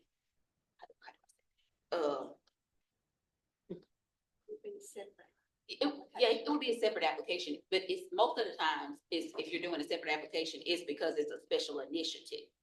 So if you're doing one application, you just need to let them know everything that you have concerns about for your land. Okay? This is not about an acre. Yeah, but whatever concern you have, make sure that the district conservationist or the soil conservationist or the urban conservationist, whoever coming out there, you need to express your concerns with your land or whatever it may be. If it's wildlife, let them know. Let us know. We're gonna look at everything anyways, but sometimes I'm thinking one thing and you may be thinking another. So that's where communication comes in. I try to ask all the questions, but sometimes I don't remember everything. So speak up. Don't be afraid to speak up. Like, we're public servants. We work with you and for you. It's all about communication. We have to have a dialogue. You can't be scared to talk to me. Don't be scared, because we're just here to help. If at any point you feel like this ain't what you want to do, you have every right to say, you know what, I don't want to do this anymore. You can get off my property and I will definitely leave. So, like, we want you to feel comfortable. I know in the past, some things may not have been what you have hoped for. You may not have received the attitude that you wanted or the assistance that you wanted. I cannot change that because that was the past. The only thing I can do is tell you right now, if you would like great service, I promise you will get it. That is my goal, to give you great service. And I feel like that's the goal of everyone up here and our employees and our counterparts. So, I got 3 questions. yes, sir. Online here. Yeah, are there UAIP funds for tree planting and care for especially crops like blueberries or muscadine? I am not a forester by trade. Let's start there. I would have to get that question answered from the forestry people. Our forester, because I don't know the answer to that. I mostly deal with row crop. I have some small farmers, like 2 or 3, but row crop is my specialty. I don't per se know about that, but I will, if you would put your email address in the chat, and I'll have Michael get it for me so I can get that question answered for you. What's the next one? What if you are doing a small farm as space, however, you are doing vertical or aquaponics, that crop production is different? Right. So yeah, at this time, like I said, that's one of the things we don't do is hydroponics at this point. We have sent up, because we've had customers to ask if we could do it. I sent it to the state office so that they can ask permission from national. At this point, we haven't received anything for that. Have you heard anything about it, Lucas? Hydroponics, no, but, if you're gonna be doing it as a business model, you can do a proposal and get a loan through FSA. And probably check with U of A, Pine Bluff, or U of A Fayetteville. I'm sure they may have some information on hydroponics. I just don't at this time, and I'm sorry about that. This area. Well, I want to know if the state engineer can share his name and contact information. Are you okay with that? Yeah. Okay. Shannon Griffin, SHANON GRIFFIN. My email is the same, shannon.griffin@usda.gov. And my telephone number is a landline. I'll be at that desk from the 10th. Starting, sorry. 501-301-3130. That was a joke. I said we're going back to the office.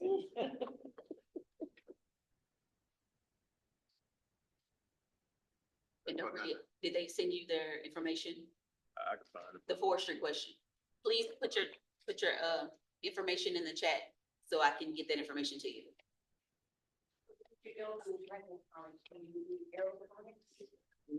No plants. We'll do no plants.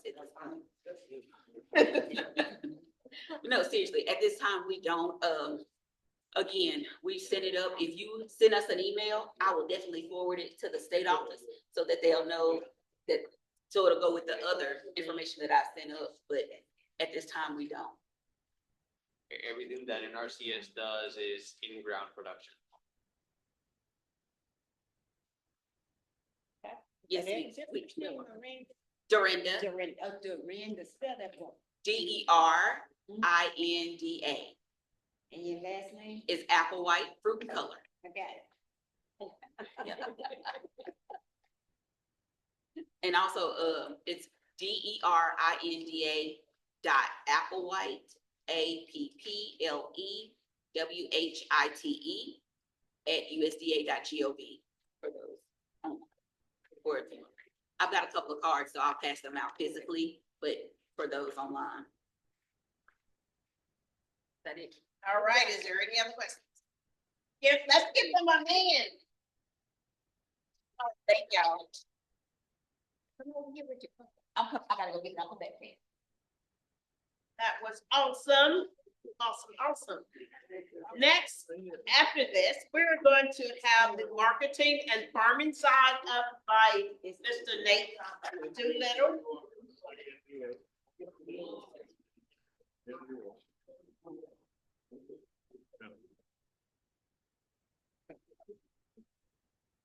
Mr. Doolittle, do you want to sit or stand, or you want to, Mike? I think this mic is working anyway. Oh, you're gonna do like Mr. Davis, okay? Okay, it's on. Can we give you an applause now or what? I'll give it to me now, cause that was your. I don't know what say good evening, good morning. I am, Esther Doolittle on the program, got Nate Doolittle. And whenever I see the word Nate Doolittle, someone been knowing me a long time. Because when I was in high school, everyone called me Nate. I didn't know my name was Esther until I got to college. So I am Esther Doolittle. All right, Larry. Now, Mr. King went over and Mr. Davis went over all the marketing that I know of. But he mentioned two men, Mr. Barnes and John Clark. And these two fellas, outstanding. I trained up under Mr. Barnes and Mr. Clark also. It's one or two things I want to mention about agriculture. You got NRCS,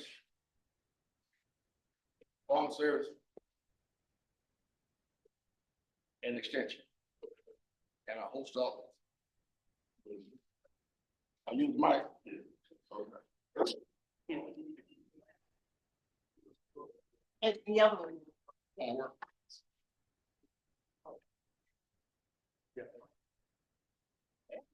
No one's gonna be there. I can sit down. Hey, hang on. I'm gonna do a little quiet thing for Sunday.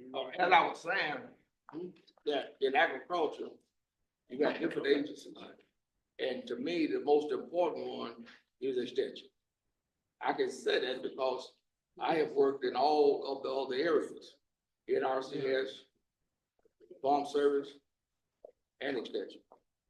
Mr. King went over some things about marketing and how we generate some things. We, a couple weeks ago, this new special program came out about initiative for marketing. And some farmers got together. And one of the things on the program was that you had to have an established market to be a beginner farmer. And the program came out in December. And it had a short window. We decided to reorganize one of the co-ops that we had existed in the past. And several of the farmers was able to take advantage of this new initiative because we developed a marketing plan. And they was able to capitalize on that program scale. And one of the things that we discovered that in order to have a good marketing program, there's a lot of things that take place. And Mr. King mentioned some things about some mistakes, learning curves. I trained over here under the Arkansas Land and Farm back some years ago. And one of the things that I learned off the bat, we had this big marketing thing with Walmart. We was all excited. We shipped a load. I was nervous the whole time the load was there. Passed inspection. Oh, I could have went out and celebrated. It was all over with. We had a 30-day payment arrangement. We sat there and I counted the calendar like a man in prison. I marked the calendar day, waiting on the payment. Well, the 30 days rolled around, no payment. I waited another day and I picked the telephone up and I called.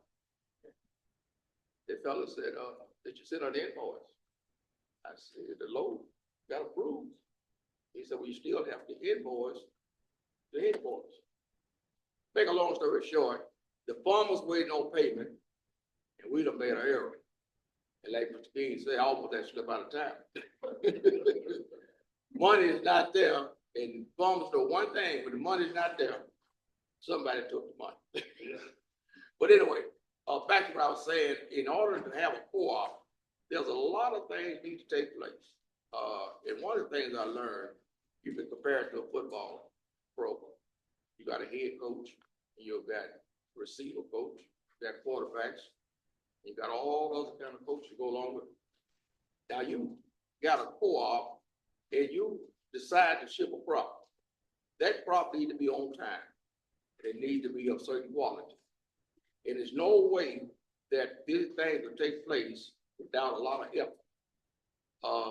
I say I worked on Mr. Vaughn, and my job was to visit the farmers and keep up with what was going on and report back to him. In order to start this co-op, this is gonna be very, very important to meet deadlines. And a lot of times it's not the farmer's fault, but it's coordination and communication. These things are important. And I don't want to take up all the time going over a lot of past history, but Mr. King, I told some farmers the other day that we established a co-op, and I wanted to get with you, with Mr. Davis.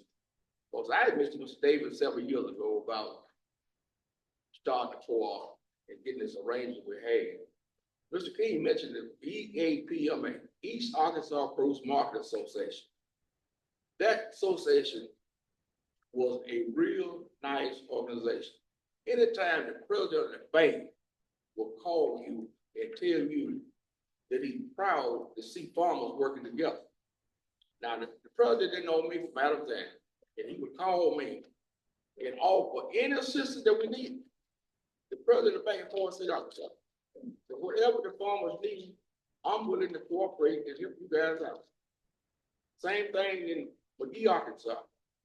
We had farmers in Dearmont, Pine Bluff, Mayrana, Forest City, all of them working together.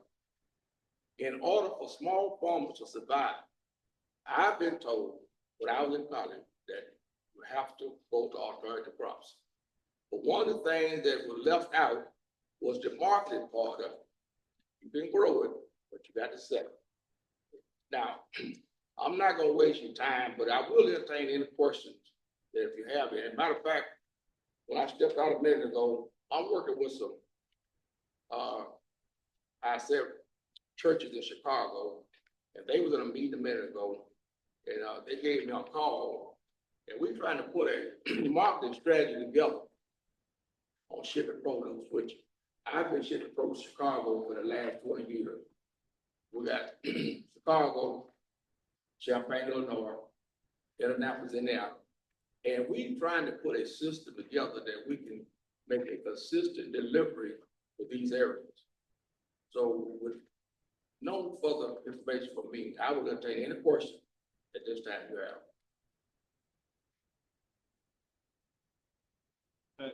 You saying that we need to get together and pursue this if we, the market and opportunity with you, the churches?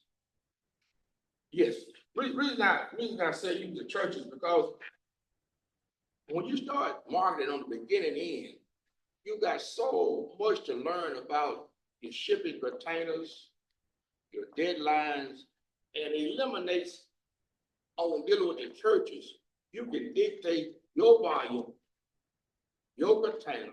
You want it to be presentable, you want it to be neat. But they eliminate a lot of things that you learn. So when you get an opportunity to deal with your warehouses or your big producers, you will be headed the ball game. Reason I said it because the containers, they change. You have a bunch of containers come in this year, and that's what we're not going to use those next year. We're going to use something different. So you have to be able to keep up. And when I say keep up, there's a cost involved. Every time you change containers and sizes, there's a cost go with that. And that is a barrier to a lot of beginning farmers when they start marketing.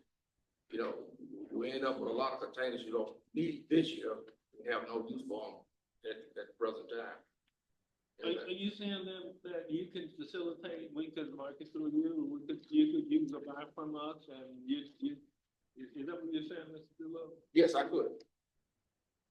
The what? Yes. Yes, Yes. Okay. Would you? I'd be very willing. Reason I said that because, you know, I produce at one time on a large scale, and it's impossible to do both. I do some marketing now, some producing, but I'm mostly out in marketing. And one of the things that one of my old professors told me that said, know when you get a good job, that's what you make. He said, you won't worry about the pay. I said, pay is old and you. He said, no, son, he said, you read that income. I'm like, what income? He said, that's cycle income. That income you receive from the satisfaction of doing the job. So that's that income I get now out of marketing, from the satisfaction of getting the job done. There's no problem to me. Do you see, much potential with local markets? You know, instead of the big Walmarts, which I know requires a lot of production and probably a lot of farming involved, but what about developing local markets? You know, fresh food by local community. They have to go together. Your local markets have to be there. See, you, like everybody knows, you produce an acre of peas, you need to move. And you got too many for the local market at one time. My experience, you take the purple peas, July the 10th through the 20th, everybody got purple peas. So what you gonna do with the ones you got? After July 20th, you can't hardly find a pea. So you have to know what they call the market window. The local market is important. I say they go together because when you got an overflow, you need somewhere to go with it. And the local markets will always be there, but you need somewhere to go with your workload. You know, communities, listen, in the Arkansas Delta region, a lot of communities. And these communities aren't heavily populated, but there are plenty of people there. If there was a network somehow to supply, let's say, 15 counties, 20 counties in Delta, small production through co-ops. Is that a potential or possibility? Yes, it is. Because a lot of folks can't produce. I don't see a lot of farmers being produce enough to sell them all. Maybe collectively could, but small groups, I don't think. So I don't think you can load up a tractor trailer for peas anytime. But if you pick up trucks or a few vans, it's possible. On a regular basis. It's possible. Matter of fact, it's very important to have your local market. Like you say, if you can get it coordinated, it's workable. Yeah. Any old question? What are some of the pitfalls of the co-ops? I mean, what are things that people are afraid of when joining co-ops? Losing no money.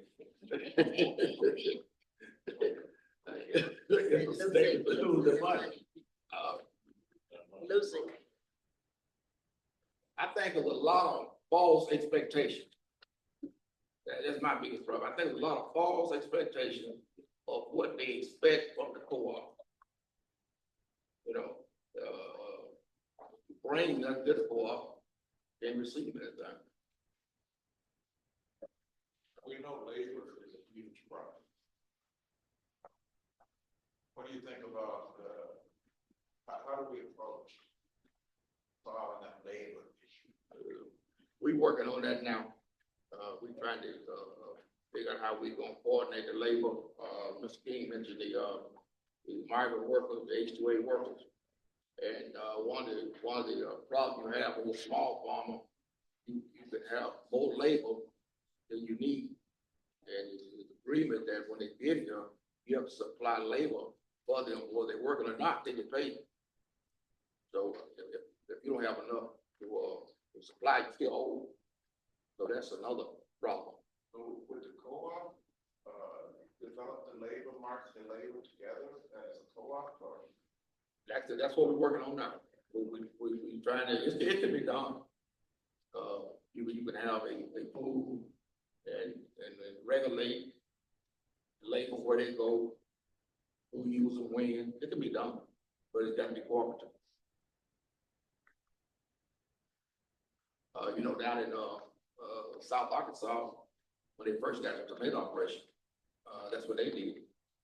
They got a housing area, and whatever farmer wanted, he wouldn't pick this labor up on that housing unit, picking those tomatoes down there when they first started.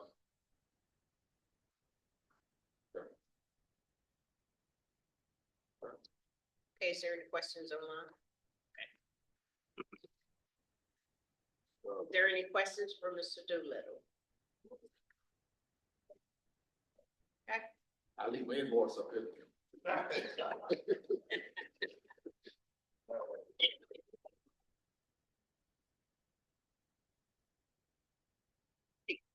Something myself, I didn't know it was East Arkansas Produce Marketing Association, EAPMA, Dr. King.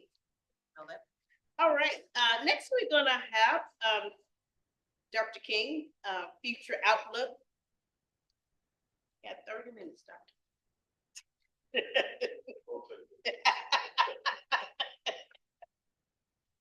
Are you gonna? Y'all know, JD, he give me a hard time. And now Janie's giving me a hard time. Don't see how the company up front, she limits me to 30 minutes, as if I can talk more than 30 minutes. You know, so that tells me something. You only talk 15, but I was just. Be mindful of my time, and I will be. Look, let me just say two things as we move forward. I'm hopeful as we look at moving forward that we realize all of us organization-wide, USDA, community-based organization, the farmers, we all need each other to move this thing forward. Definitely each other in communication. We need a doula. Now, Doolittle talked about being the Delta. I always claimed and called on him all the time. Myself said call on Doolittle because we actually mentored him over here. We actually threw him out in the marketplace. I quit doing marketing, Mr. Wood, and I did give those co-ops all that money that was in the reserve account. Just make sure that's clear too. Mr. Wood, all of that money was in the reserve account, which of those co-ops, I want you to know that. Plus what they had been paid already. But you know, marketing is a must. That new requirement they're coming out with, Mr. Doolittle, as it relates to financing, having to have a marketing plan or a market source is very, very crucial when you start talking about farm service agency or any farmer unit. So if you're going to be dealing with the food bank, you have to submit to them what that marketing plan is for supplying those local food pantries. Now, the good part about the food bank and what I experienced have been with them, and there is a group that's been very, very successful with it at this point out of Little Rock, and they work with a group of other farmers, like Mr. Doolittle work with other farmers buying from them. They buy from those other smaller producers. And they may have established themselves as a cooperative now too. So they buy from those producers and they supply the food bank or the food pantries. The food pantry on local food supply is a good model. JD actually wrote this model, or we wrote this model and created this model about 20 years ago, JD? About 20 years ago, and we didn't call them food pantries, we called them food hubs. So it was built around having food hubs based on what the feasibility showed. You had to have these market locations within certain proximities as to where the farms are located and them being able to supply those farms. Based on where the food pantries are located in most of these small towns, and that's why I said we need USDA to work with us. We need FSA, working with us, and we need to have some follow-up meetings, particularly back with the producers as we identify those producers. Because again, the marketing plan, what the price is, you have to write and create that document that goes to the food bank. And then, am I right, Mike? You create the document, it goes to the food bank, and they put you on the list, right, as a supplier. It's the way it goes. That's the way it was going. That's why we wanted Mr. Panassi here, because he was the first one that we brought in to get some of our farmers established as suppliers to the food bank. The food bank make the payment, issue the payment to that supplier once it's signed off on what they delivered to the food pantry. What they delivered to the food pantry. The food pantries are located, they're in most locations where we are calling food deserts now. So where you have food deserts, you do have food pantries. My point is that the urban farmers and these small farmers can build the capacity to fill that void, either organizing as a cooperative, either just being identified as a producer and being a supplier to a buyer. You know, Mr. Doolittle now, he's a buyer. As he said, I'm glad we grew him the way we did, that we created him in the Delta. Because he is a buyer, he understands buying, he understands how to buy, he understands the market requirements, he understands the requirements of the consistency and the quality, control basis of it, and he has a facility, right? He has a facility to do grading and packing from. So, you know, he has all that, and he has developed himself in that way and understanding and having that capacity to supply. He built the Chicago market. He built the Chicago market. I will suggest to go from here, if we build that even as a stronger market opportunity, you know, Chicago may want to consider creating, or you may want to consider working with Mr. Doolittle and establishing a consumer cooperative. So a consumer cooperative operating under the same laws that's going to be a buyer unit from the marketing cooperatives, from the production, from the producer cooperative. So you have a producer cooperative that's supplying, that's normally the ways that make this work out. You have a production cooperative supplying the consumer cooperative. And the capacity, you know, as you build that overall consumer market outlet, you have to make sure you're growing your production cooperative capacity to deal with that, you know, like supply and demand basis that's out there. So I think that's some of where we go from here, look at where the opportunities are, how we build on those opportunities and grow those opportunities. On the other hand, we really need to address, and on the urban farm side, if the urban farm is going to grow based on what the growth opportunity is there for urban and micro farmers, if it's going to grow more, then we really have to look at the market options that exist and how we're able to supply those market opportunities. I know you have the farmers market when you look at Little Rock. A lot of them go into the farmers market. They do direct to consumer marketing. And Mr. Doolittle talked about the market and where you go from here. Anyone who's a producer, if you are a local producer, there are two areas of market, at least I did when I was doing it. When I was doing it in East Arkansas Produce Marketing Association, I had a primary market. When we looked at those 18 wheelers going out, we had a primary market and we had a sub market. So at the primary market, we knew we had to supply our primary market with the full demand. There are peak season both for peas and for okra. After Labor Day, okra market's gonna drop. It's like you got a major supply coming in, you gotta understand what those peak points are, and then where you anticipate the price drop going out into the marketplace. The price drop because the demand drop.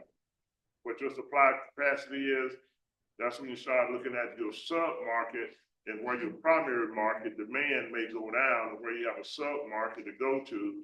And that secondary market, in most cases, is not the best market pricing-wise, but you're able to move your product. So primary and secondary market is very key when you're dealing with the market supply and demand within the marketplace. Again, that's what my experience was with dealing with it. Sound like Mr. Doolittle, he understands the whole process and he operates accordingly.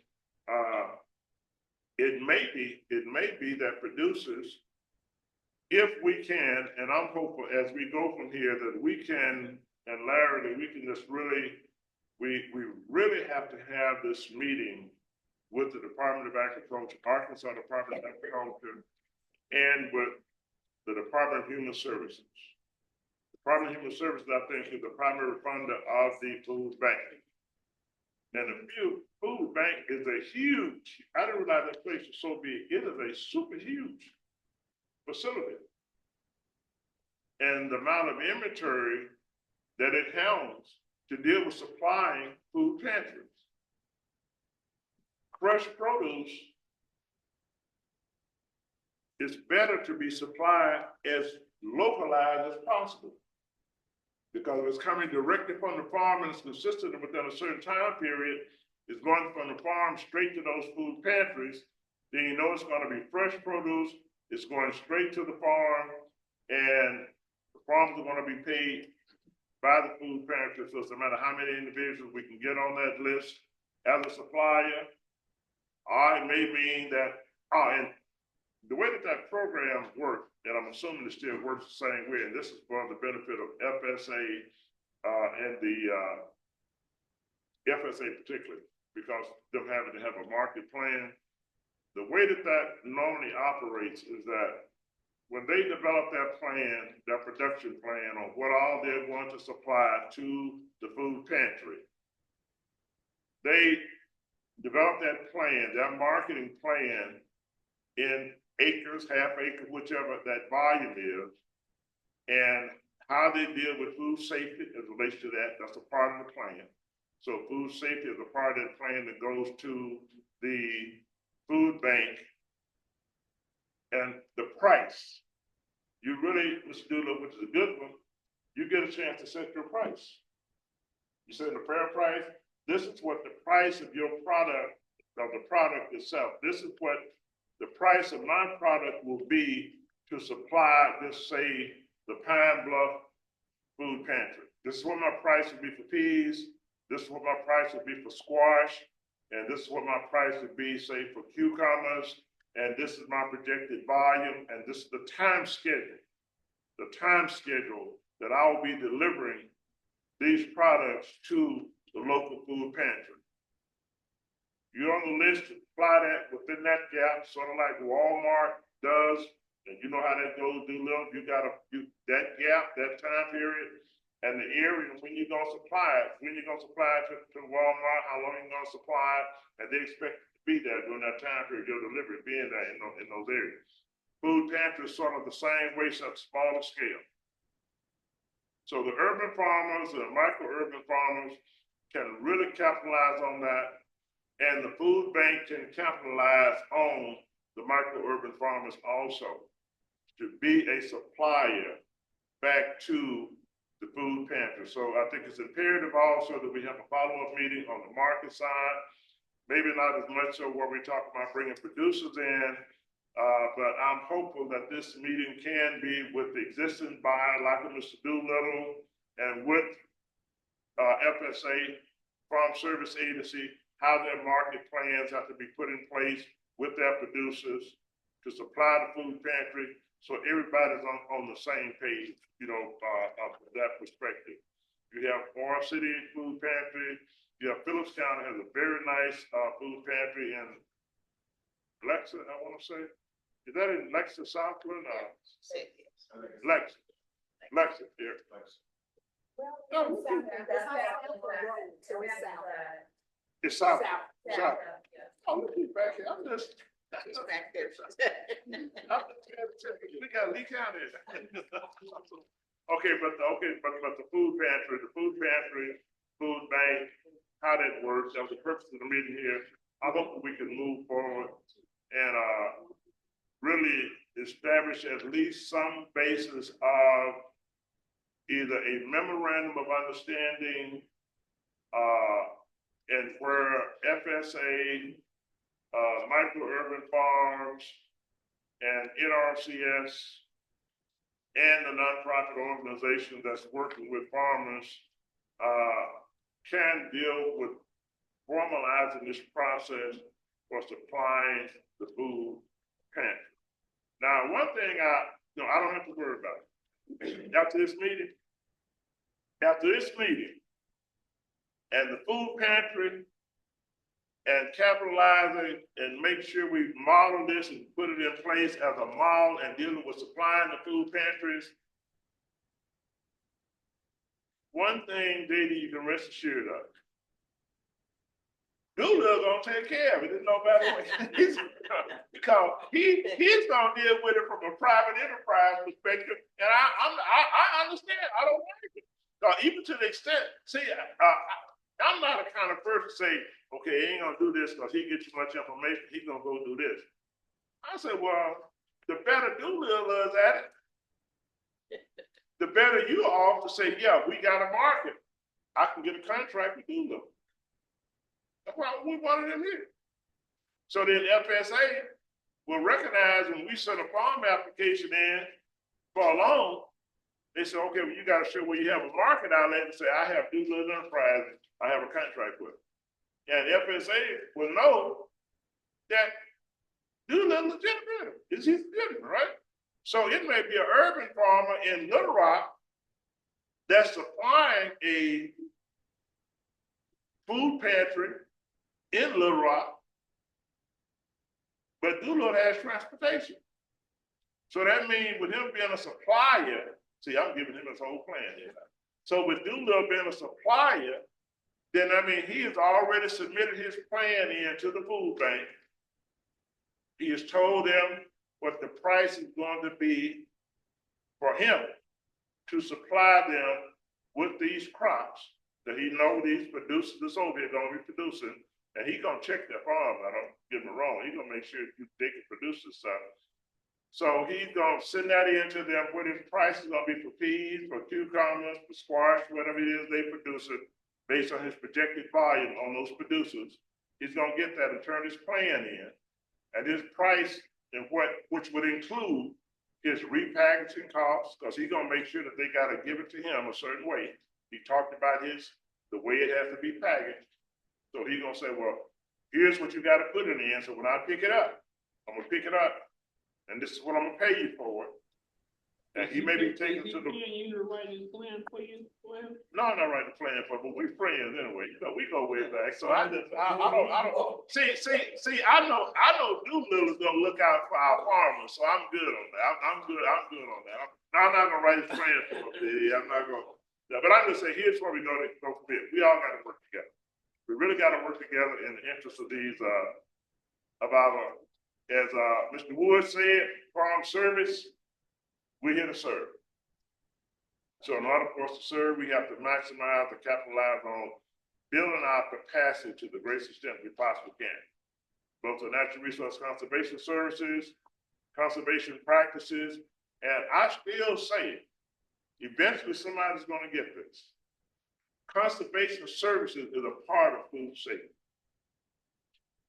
and food and quality of the product we produce.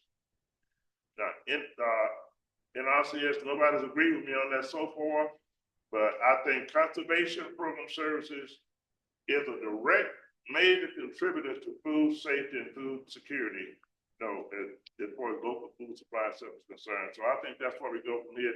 And again, Mr. JD, I'm not writing Doolittle's market plan for him. Doolittle learned the marketing strategy. Doolittle was over here with me for about 2 years and dealing with marketing. He understands it quite well. Thank you very much, people. All those who participated, we'll be calling back on you. Larry, we'll be calling back on you again. And also, I want to make this announcement. We are doing from the Forest City office, and those who may be online, we're working from the Forest City office. We'll be working to do estate planning and working with individuals on their property as a result of some support that is being given to us from Federal Home Loan Bank. That's the result of some work that Mr. Lawson has done and convinced them to provide the funding support for estate planning on their property. And, he does have he has a legal background, law degree, and dealing with that. So, and he's been through other training and certification in dealing with air property that he recently went through. So we will be doing that from the Forest City office. Please feel free to refer those individuals over to us if there's a question online. Someone wants to know if there are a list of established co-ops. Is there a list of established cooperatives? I'm not gonna say there's not. I would feel more comfortable in saying that I'm sure there is a list of established cooperatives, and you probably could Google, say cooperatives in Arkansas, or cooperatives in southern region or in the United States. As an example, Woodruff Electric is a cooperative, but there are so many different types of cooperatives. Everything from production cooperatives to consumer cooperatives to electric cooperatives, housing, there's a lot of different types of cooperatives. So yes, I'm sure there's a list of cooperatives that you could probably access online. Anything else? And if that's the wrong answer, you got it from Farm Service Agency. Thank you. Thank you all for coming. And on behalf of Arkansas Land Development Corporation, we have refreshments back there that you are so free to have. You have, chips, water, soda. And again, thank you and have a safe trip going back. We have also make sure that you do the survey on your table. How's everybody? You look like you were stressed. You were doing it.